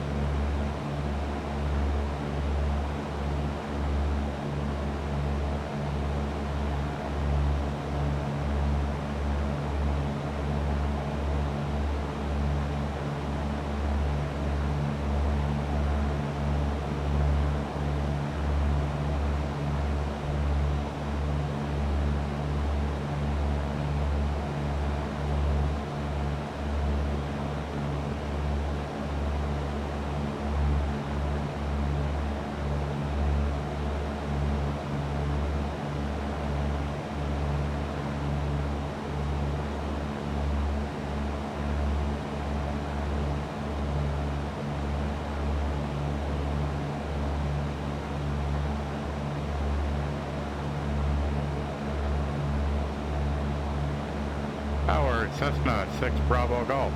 Cessna 6 Bravo Golf, this is approach, go ahead.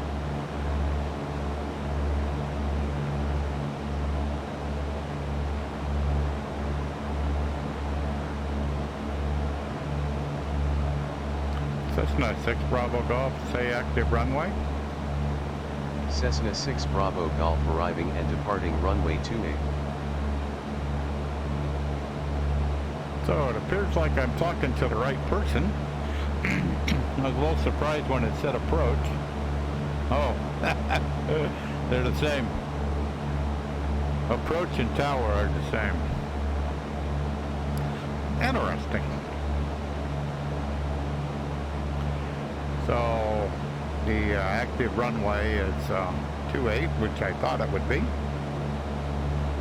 Cool.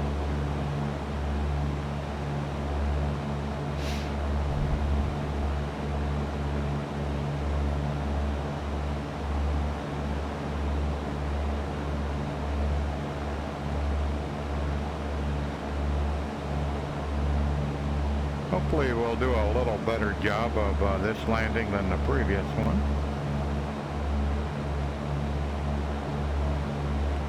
34, so pattern is 1300, thereabouts. No, pattern would be 1100.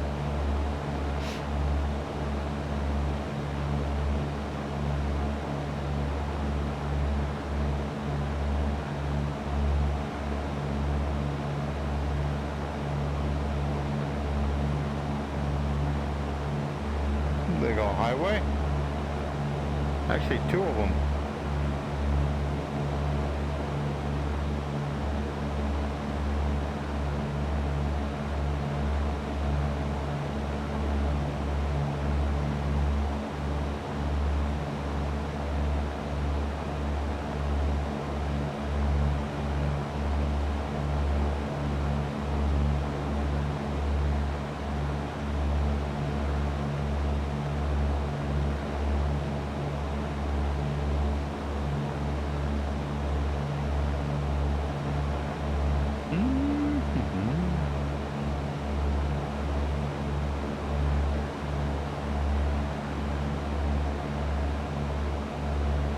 So the next airport's only 28 miles away, so not too far.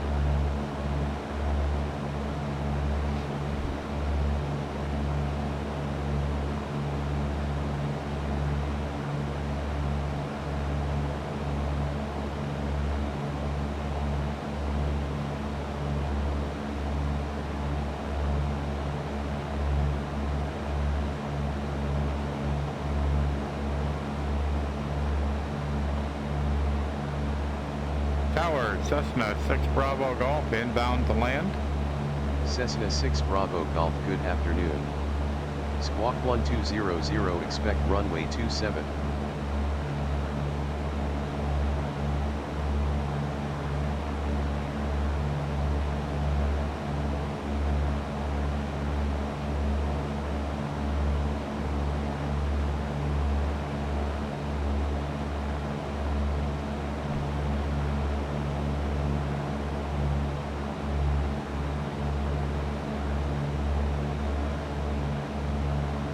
Tower, Cessna 6 Bravo Golf.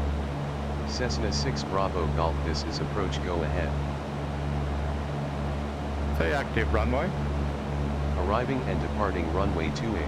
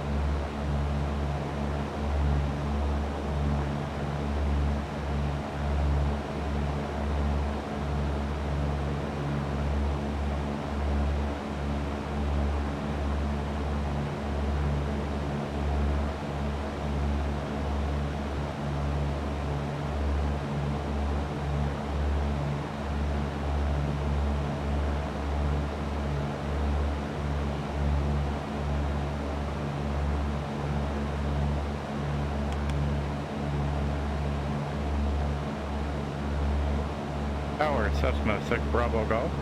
Cessna 6 Bravo Golf, this is Tower, go ahead. Cessna 6 Bravo Golf, inbound to land. Cessna 6 Bravo Golf, good afternoon. Squawk 1200, altimeter 3030, enter pattern on a left downwind for runway 28. Call Okay. downwind.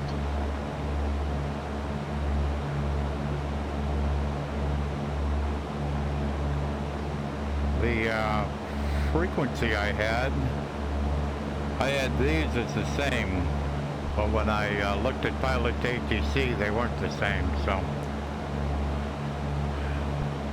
I went and switched over to Tower, and then I got the right runway, so.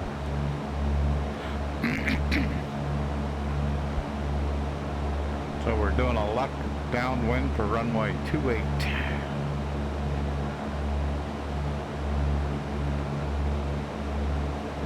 So Blackpool is on the coast. There's the coast.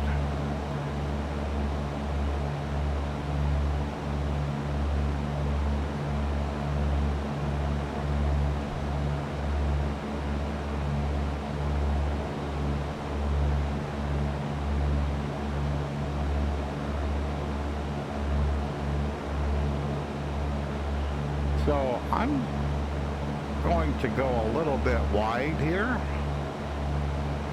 I want to check some things out. That should be okay. Yep, that should be fine. So I'm going to go a little wide. I see something over here, and I think I know what it is, but we'll go do a little bit of sightseeing before I come in to land. I know pretty well where the airport is. The airport's right over there to my left, so. But there's a feature over here I want to go check out. There's actually two of them.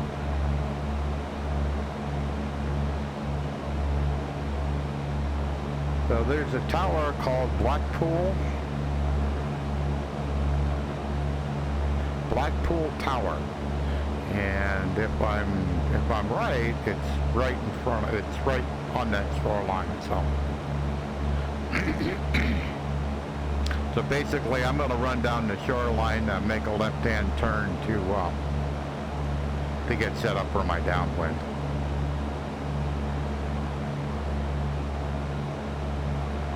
And I'm right at 1,000 feet, so I'm okay. Probably a little low, but that's okay.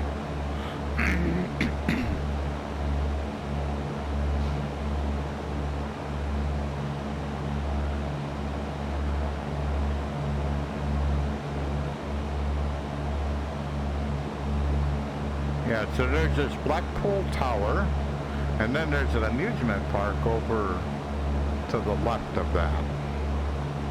And they're all right along the shoreline here.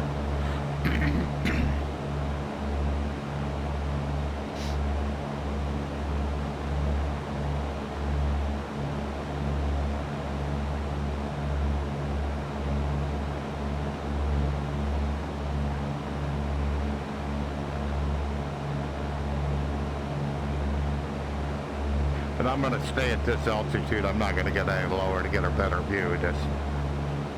I'm just making it part of my approach.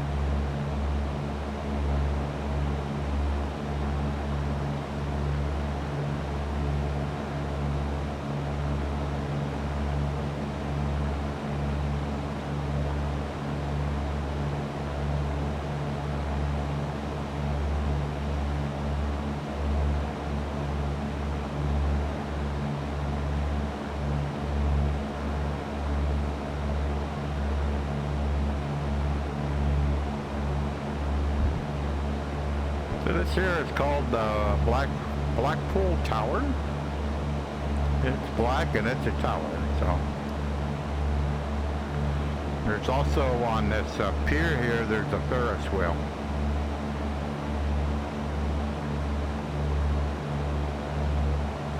In Microsoft Flight Simulator, that is a point of interest. And actually, they did a pretty good job, really. Yeah, looks pretty good. Ferris wheel looks nice. And we go down the shoreline, there's a stadium over there. We'll go down the shoreline a little bit, and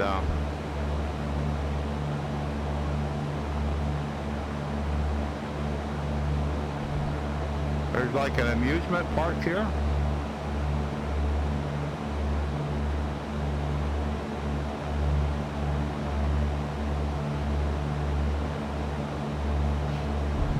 So there's a swing, a big swing there. There's a roller coaster here.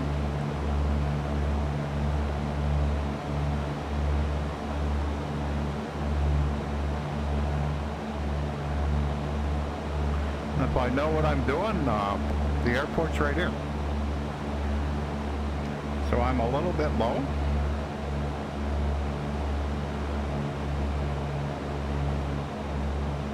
Pull back on the yoke a little bit here to get a little altitude.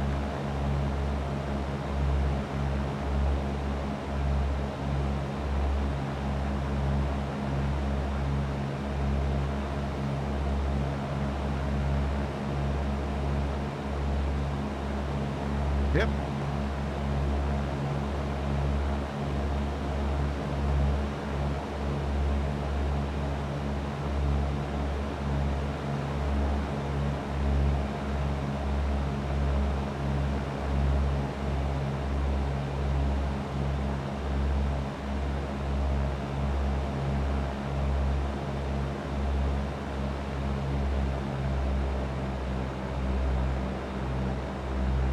Trying to get set up for downwind. Cessna 6 Bravo Golf, downwind runway 28. Cessna 6 Bravo Golf, call turning final for runway 28. Cessna 6 Bravo Golf, request touch and go. Cessna 6 Bravo Golf, winds are 302 at 11 knots, cleared for the option runway 28. Alrighty.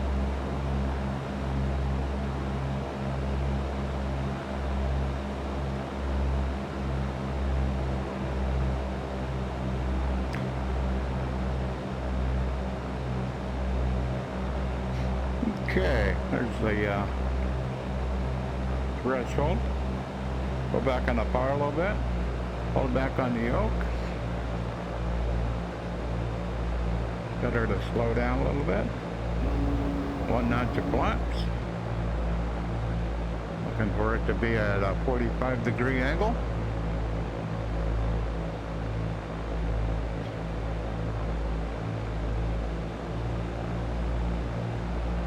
Turn on base. Second notch of flaps.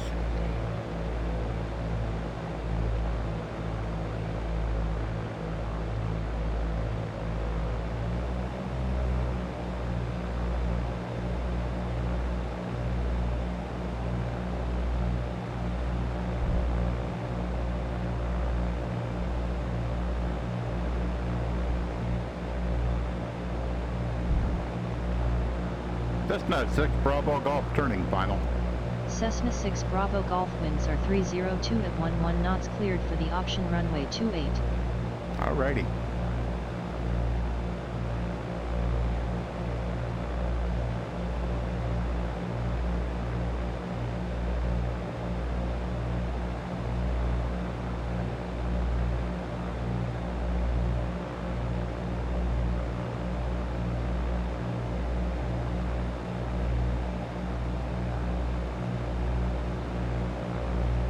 Okay, runway's at 34 feet. A little bit fast. Pull back power a bit. Dump in the last notch of flaps. Pull back power a little bit more.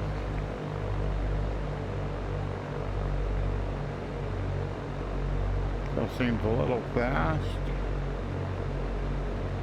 We'll work through it. Still a better approach than the last time.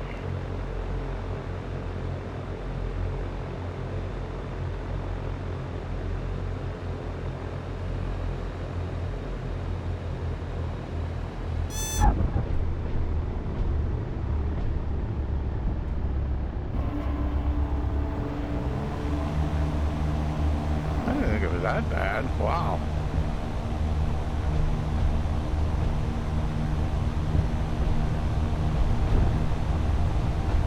Up we go.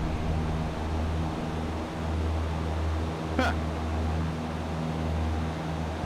Well, it wasn't a hard landing, but I guess it wasn't good enough for a rep.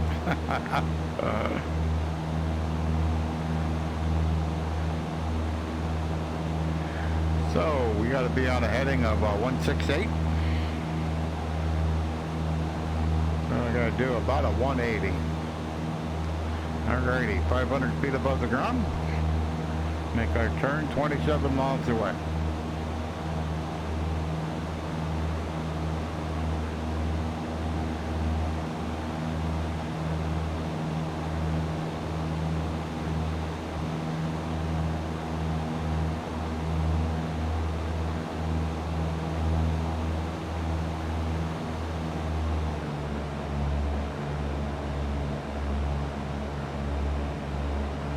Oops.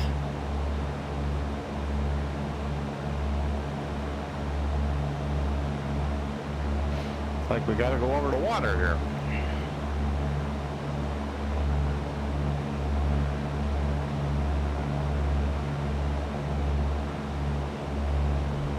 So, last airport is Liverpool.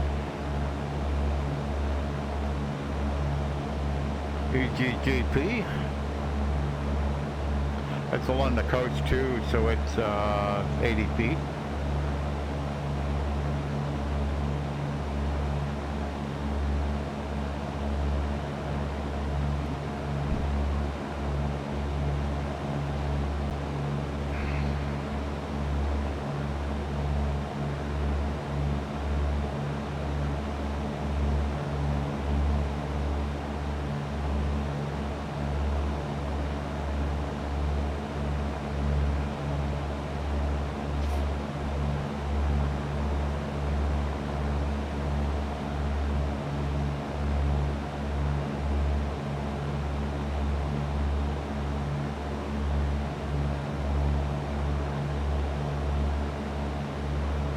And the compass is off just a little bit.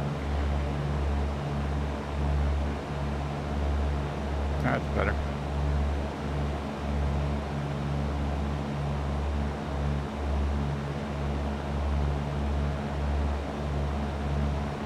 Trying to start to level it off right about here.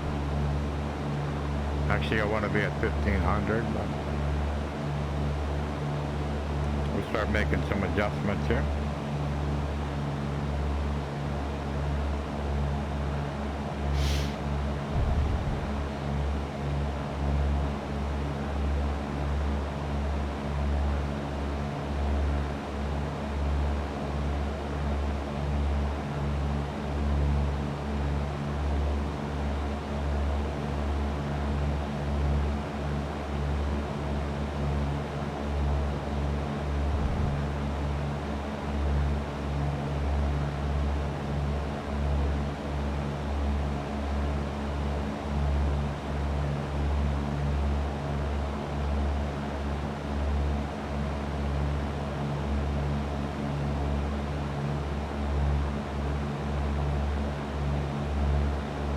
So my cooling solution seems to be working quite well, so.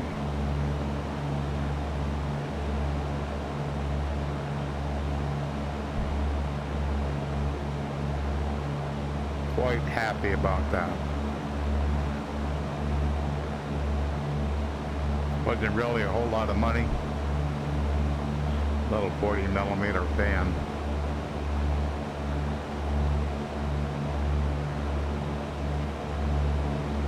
I tried a thinner one. This one here, it's 40mm by 20. I tried a thinner one. It was a little bit quieter, but it didn't have as much airflow as what this one does. So, and this one here is a little noisier when the plane's cold and dark. Once I'm in the airplane and the plane's running, nah, you're not hearing that fan.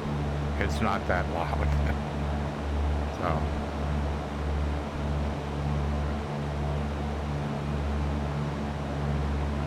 It's good.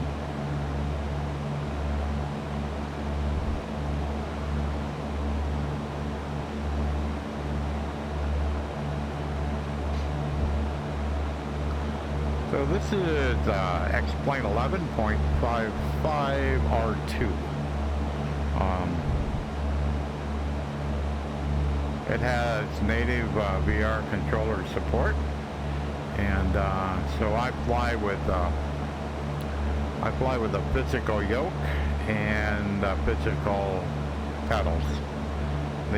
All the other interaction, in other words, adjusting these flaps, trim, switches, that's all done with a VR controller. So my controllers are index controllers, so they are on my hands at all times, and so my fingers are free, so that allows me to so when I'm doing landings and all that stuff, I'm doing all them landings with 2 fingers. So I don't have my whole hand wrapped around that yoke. Nope, I just do it with 2 fingers. And the reason I can do that is the plane is always in trim. Now right now the plane's running, the plane is level, and I don't have my hands on the yoke. Right now the plane's trying to do a little bit of a left roll here, and so I have to, like, just with a couple of fingers, just move the yoke up a little bit to try to get it to stop doing that, or it would just continue to roll. So I could probably do the same thing with the rudder pedals, but I've just kind of learned when I'm flying, when I'm cruising, I tend to correct with the yoke, not with the rudder pedals. As long as the ball's pretty much in the center, that's fine.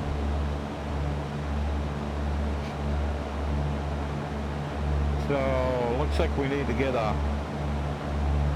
So this is Liverpool. I need to get a frequency dialed in, and I want tower.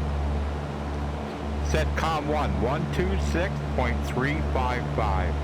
COM 1 set to 126.355. Alright.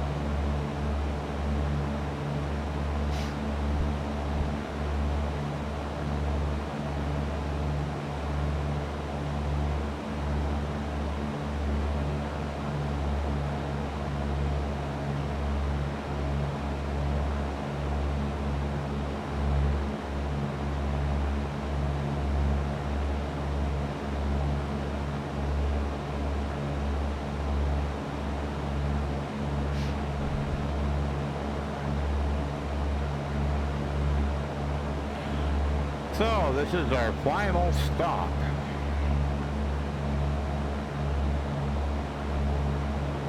A little bit high, that's okay.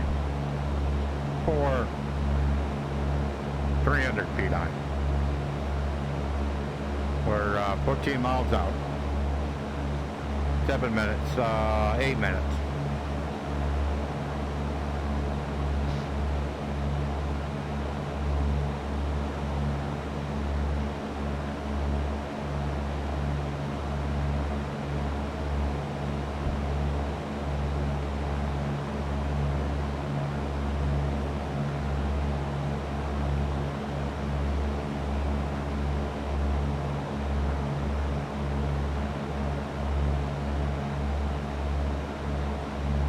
Whoops. Tricked a little off course. Should be on a heading of 168. I was on a heading of about 190.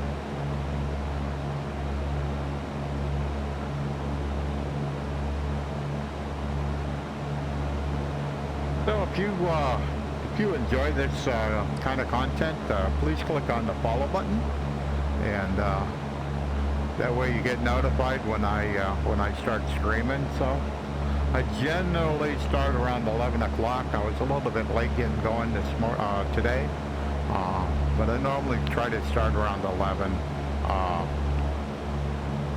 Currently Eastern Daylight Time, so.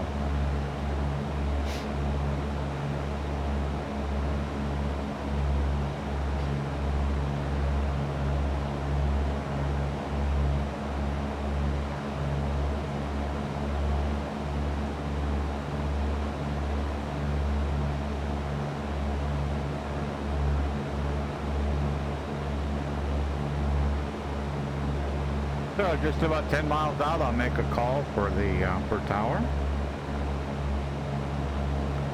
Tower, Cessna 6 Bravo Golf. Cessna 6 Bravo Golf, this is tower, go ahead. Cessna 6 Bravo Golf, inbound to land.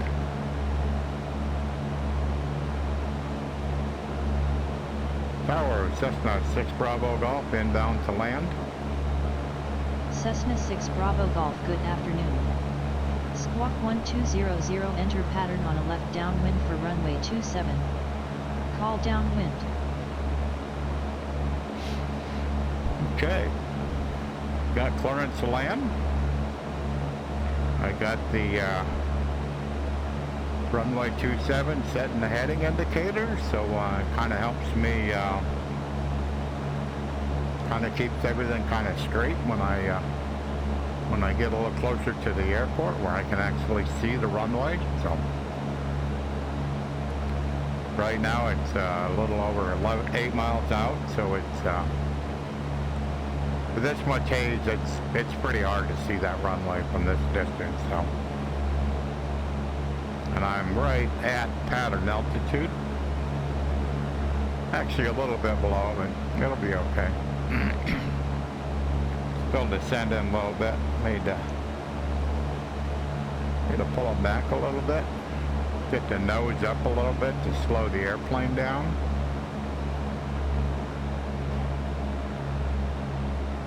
Pull the power back a little bit more.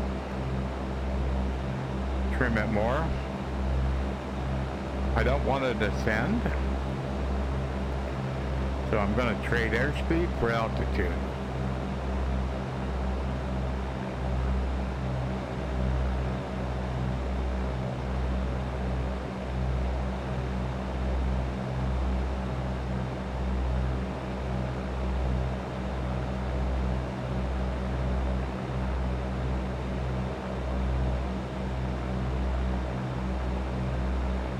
Still haven't found the airport yet. It's 6 miles out from me.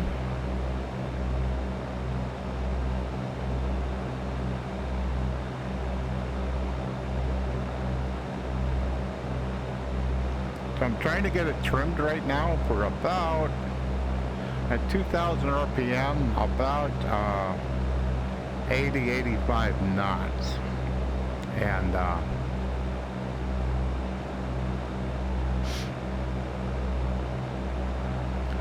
that will give me a little bit more time to make any adjustments I might have to make. So the airspeed's going up, so I pull back on the yoke a little bit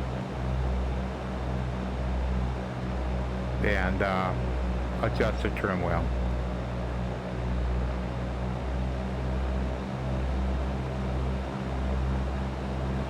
So it looks like it's got to be over there on the left. To what it looks like to me. And I'm thinking if I go by and then make a left-hand turn, I should be set up for a left downwind. That's my thought process. This is 4.2 miles away, and it's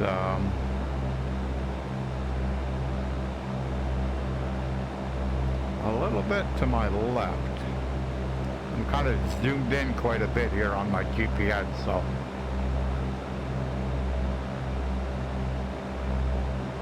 But that certainly looks like an airport to me.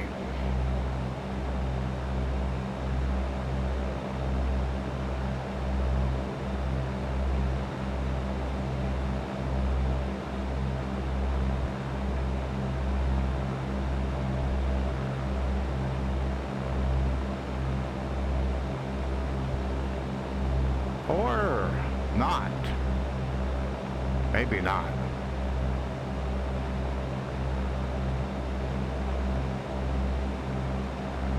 It's closer to the shore. There it is. There's good. Let me look. Oh yeah, I'm good. I am good.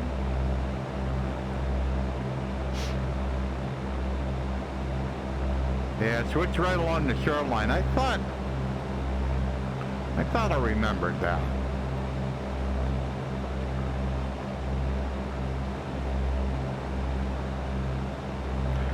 So we'll go out over the water just a little bit here. Kind of take a look at everything, make sure everything's okay. Yeah. I put enough fuel in it. And I can see where my heading indicator is, that I'm at a 90 degrees with that airport, that runway. So we'll go out over the water just a bit. So I can go ahead and turn on downwind.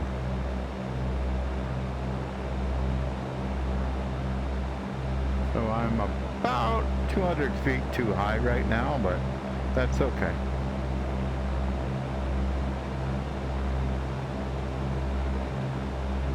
We will work through it.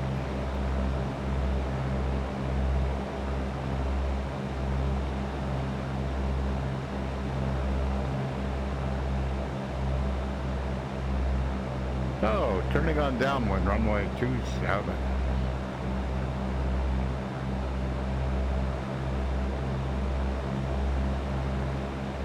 I'm trying to make sure I stay wide enough. Yeah, I need to go out a little bit.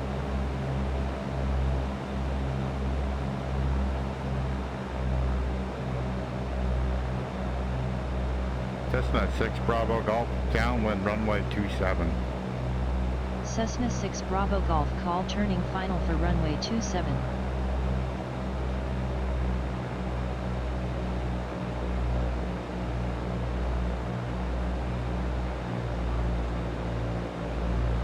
Alrighty. So if I'm about where I belong, that runway should be, and you can see it, right about in the middle of the strut. So that's about the right distance. So I'm a little bit high, a couple of 100 feet high right now, but we can resolve all of that. So I'm also like a little bit too fast. So I got my RPM about where I want it. Trying to let the plane slow down a little bit here. So she's slowing down. In the white arc, 1 knot to flaps.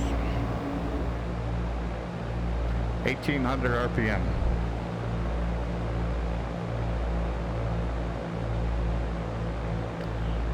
So we're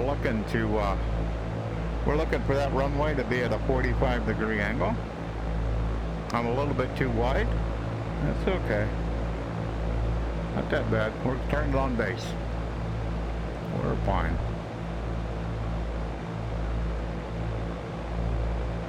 Second notch of flaps.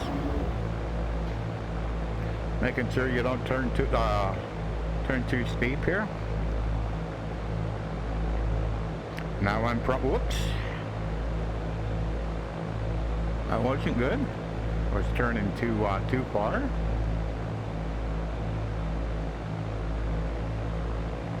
Trying to keep that at 1800 right here as I Cessna 6 Bravo Golf turning final.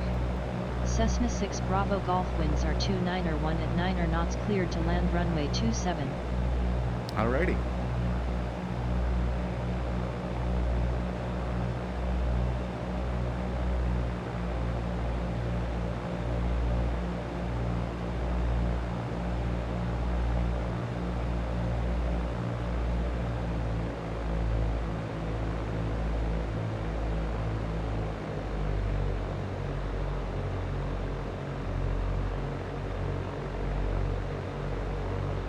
Okay, runway's made.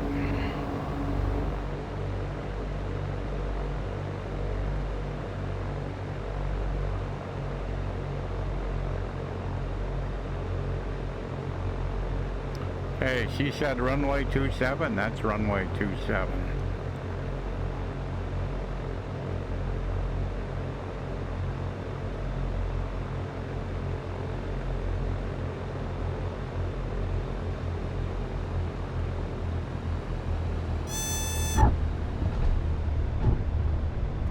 Cessna 6 Bravo Golf exit runway when able. Okay. Looking for a taxiway. So far I haven't found one. Looking.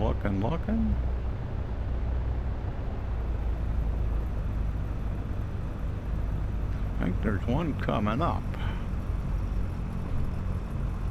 Trying to see the yellow line. Huh. I don't see a...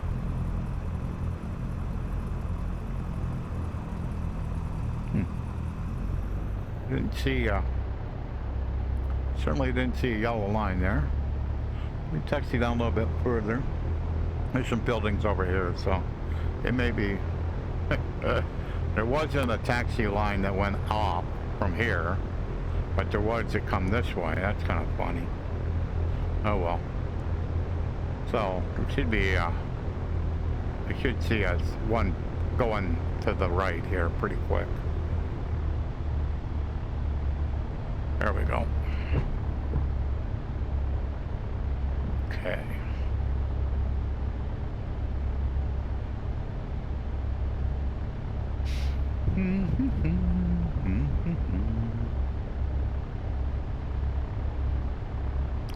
So we are at Liverpool. I made it. Figure out where I want to park.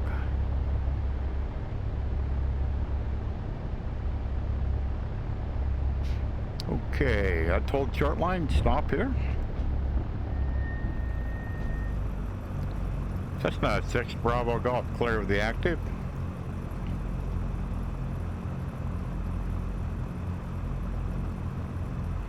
Tower, Cessna 6 Bravo Golf. Cessna 6 Bravo Golf, this is Tower, go ahead. Cessna 6 Bravo Golf, clear of the active. Cessna 6 Bravo Golf, this is Liverpool Tower on 126.35, please repeat your request. Cessna 6 Bravo Golf, request taxi to general aviation parking. Cessna 6 Bravo Golf, contact Liverpool ground on 121.9 for taxi clearance.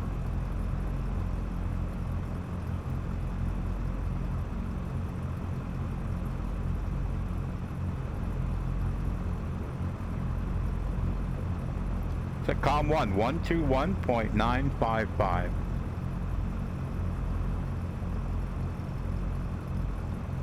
Setcom 1, 121.955. Com 1 set to 121.955. Ground Cessna 6 Bravo Golf. Cessna 6 Bravo Golf, this is ground, go ahead. Cessna 6 Bravo Golf requests taxi to general aviation parking. Cessna 6 Bravo Golf, taxi to general aviation parking via taxiways Alpha, uniform.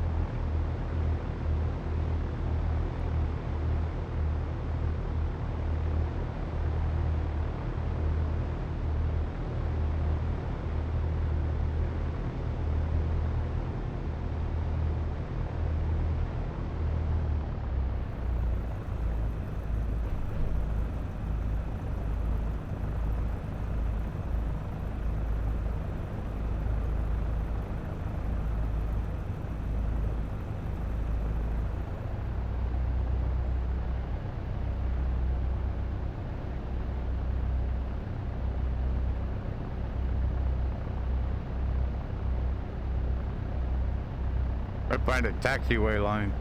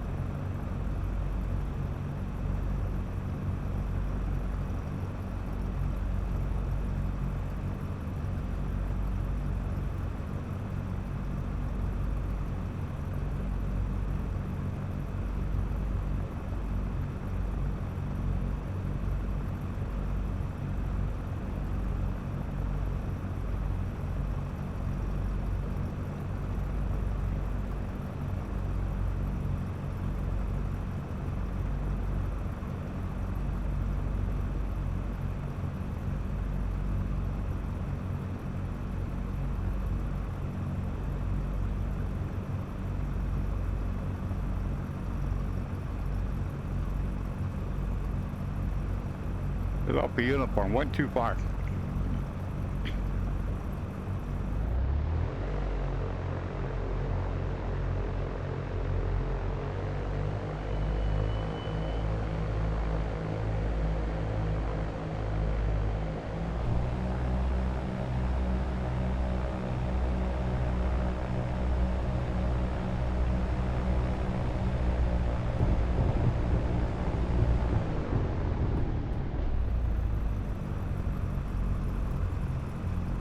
I guess I was actually supposed to park here. Okay.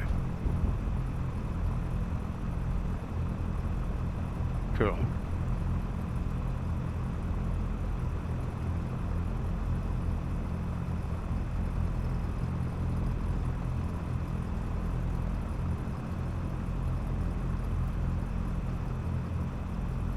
Alrighty, good enough. Parking crate. Alright, we made it, and I think that is, yeah, that's uniform. So, I parked where they told me to. Alrighty. So, flaps are up. Let's turn off avionics. Kill the engine. All the lights are going off. Master off. Magnetos to off. Alrighty, we made it. Didn't go too bad. Yeah, cool. Frames are all pretty good. So right at the end here, let me kind of go over some video settings. So I have an X-plane. I've got my resolution multiplier at 50. And I think that's all for here. I close that. So coming out of the Vive console, it's given Steam 3332, and I have my Steam set for resolution per eye at 100%. Return the game. So we go to go over here. See if I can get the graphics. So on visual effects, I have it on high. Texture quality high.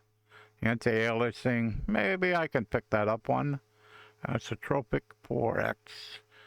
Real world objects on high. And retail reflection detail on minimal. I'm using a Vulkan driver. I'm not drawing shadows on scenery or drawing parked aircraft. That's it. And we were flying with real weather today, which is what I'd rather do if I can. If the real weather is too bad, then I won't. So, but I generally like to. So all for now. Once again, if you enjoy this kind of content, please click on the follow button. So you can see when I go live, go stream. And my goal for this week is I'll be in Microsoft Flight Simulator. I'll be streaming on Microsoft Flight Simulator for the rest of the week. And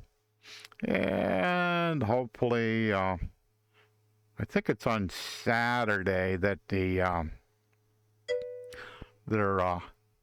oh, thank you so much. Thanks for stopping by, Iowa. And I'm pretty sure on Saturday that they're supposed to kind of let us know about the next version of X-Plane. So it'll be quite interesting to see what they have to say. It would be more interesting if they say, hey, you can actually download this. That would be even more interesting. That is my hope. And if it is, you can rest assured that I am going to be streaming that for some period of time. Because I certainly, as long as it's not too rough, I certainly want to be showing it off. So that's pretty much all for me. And have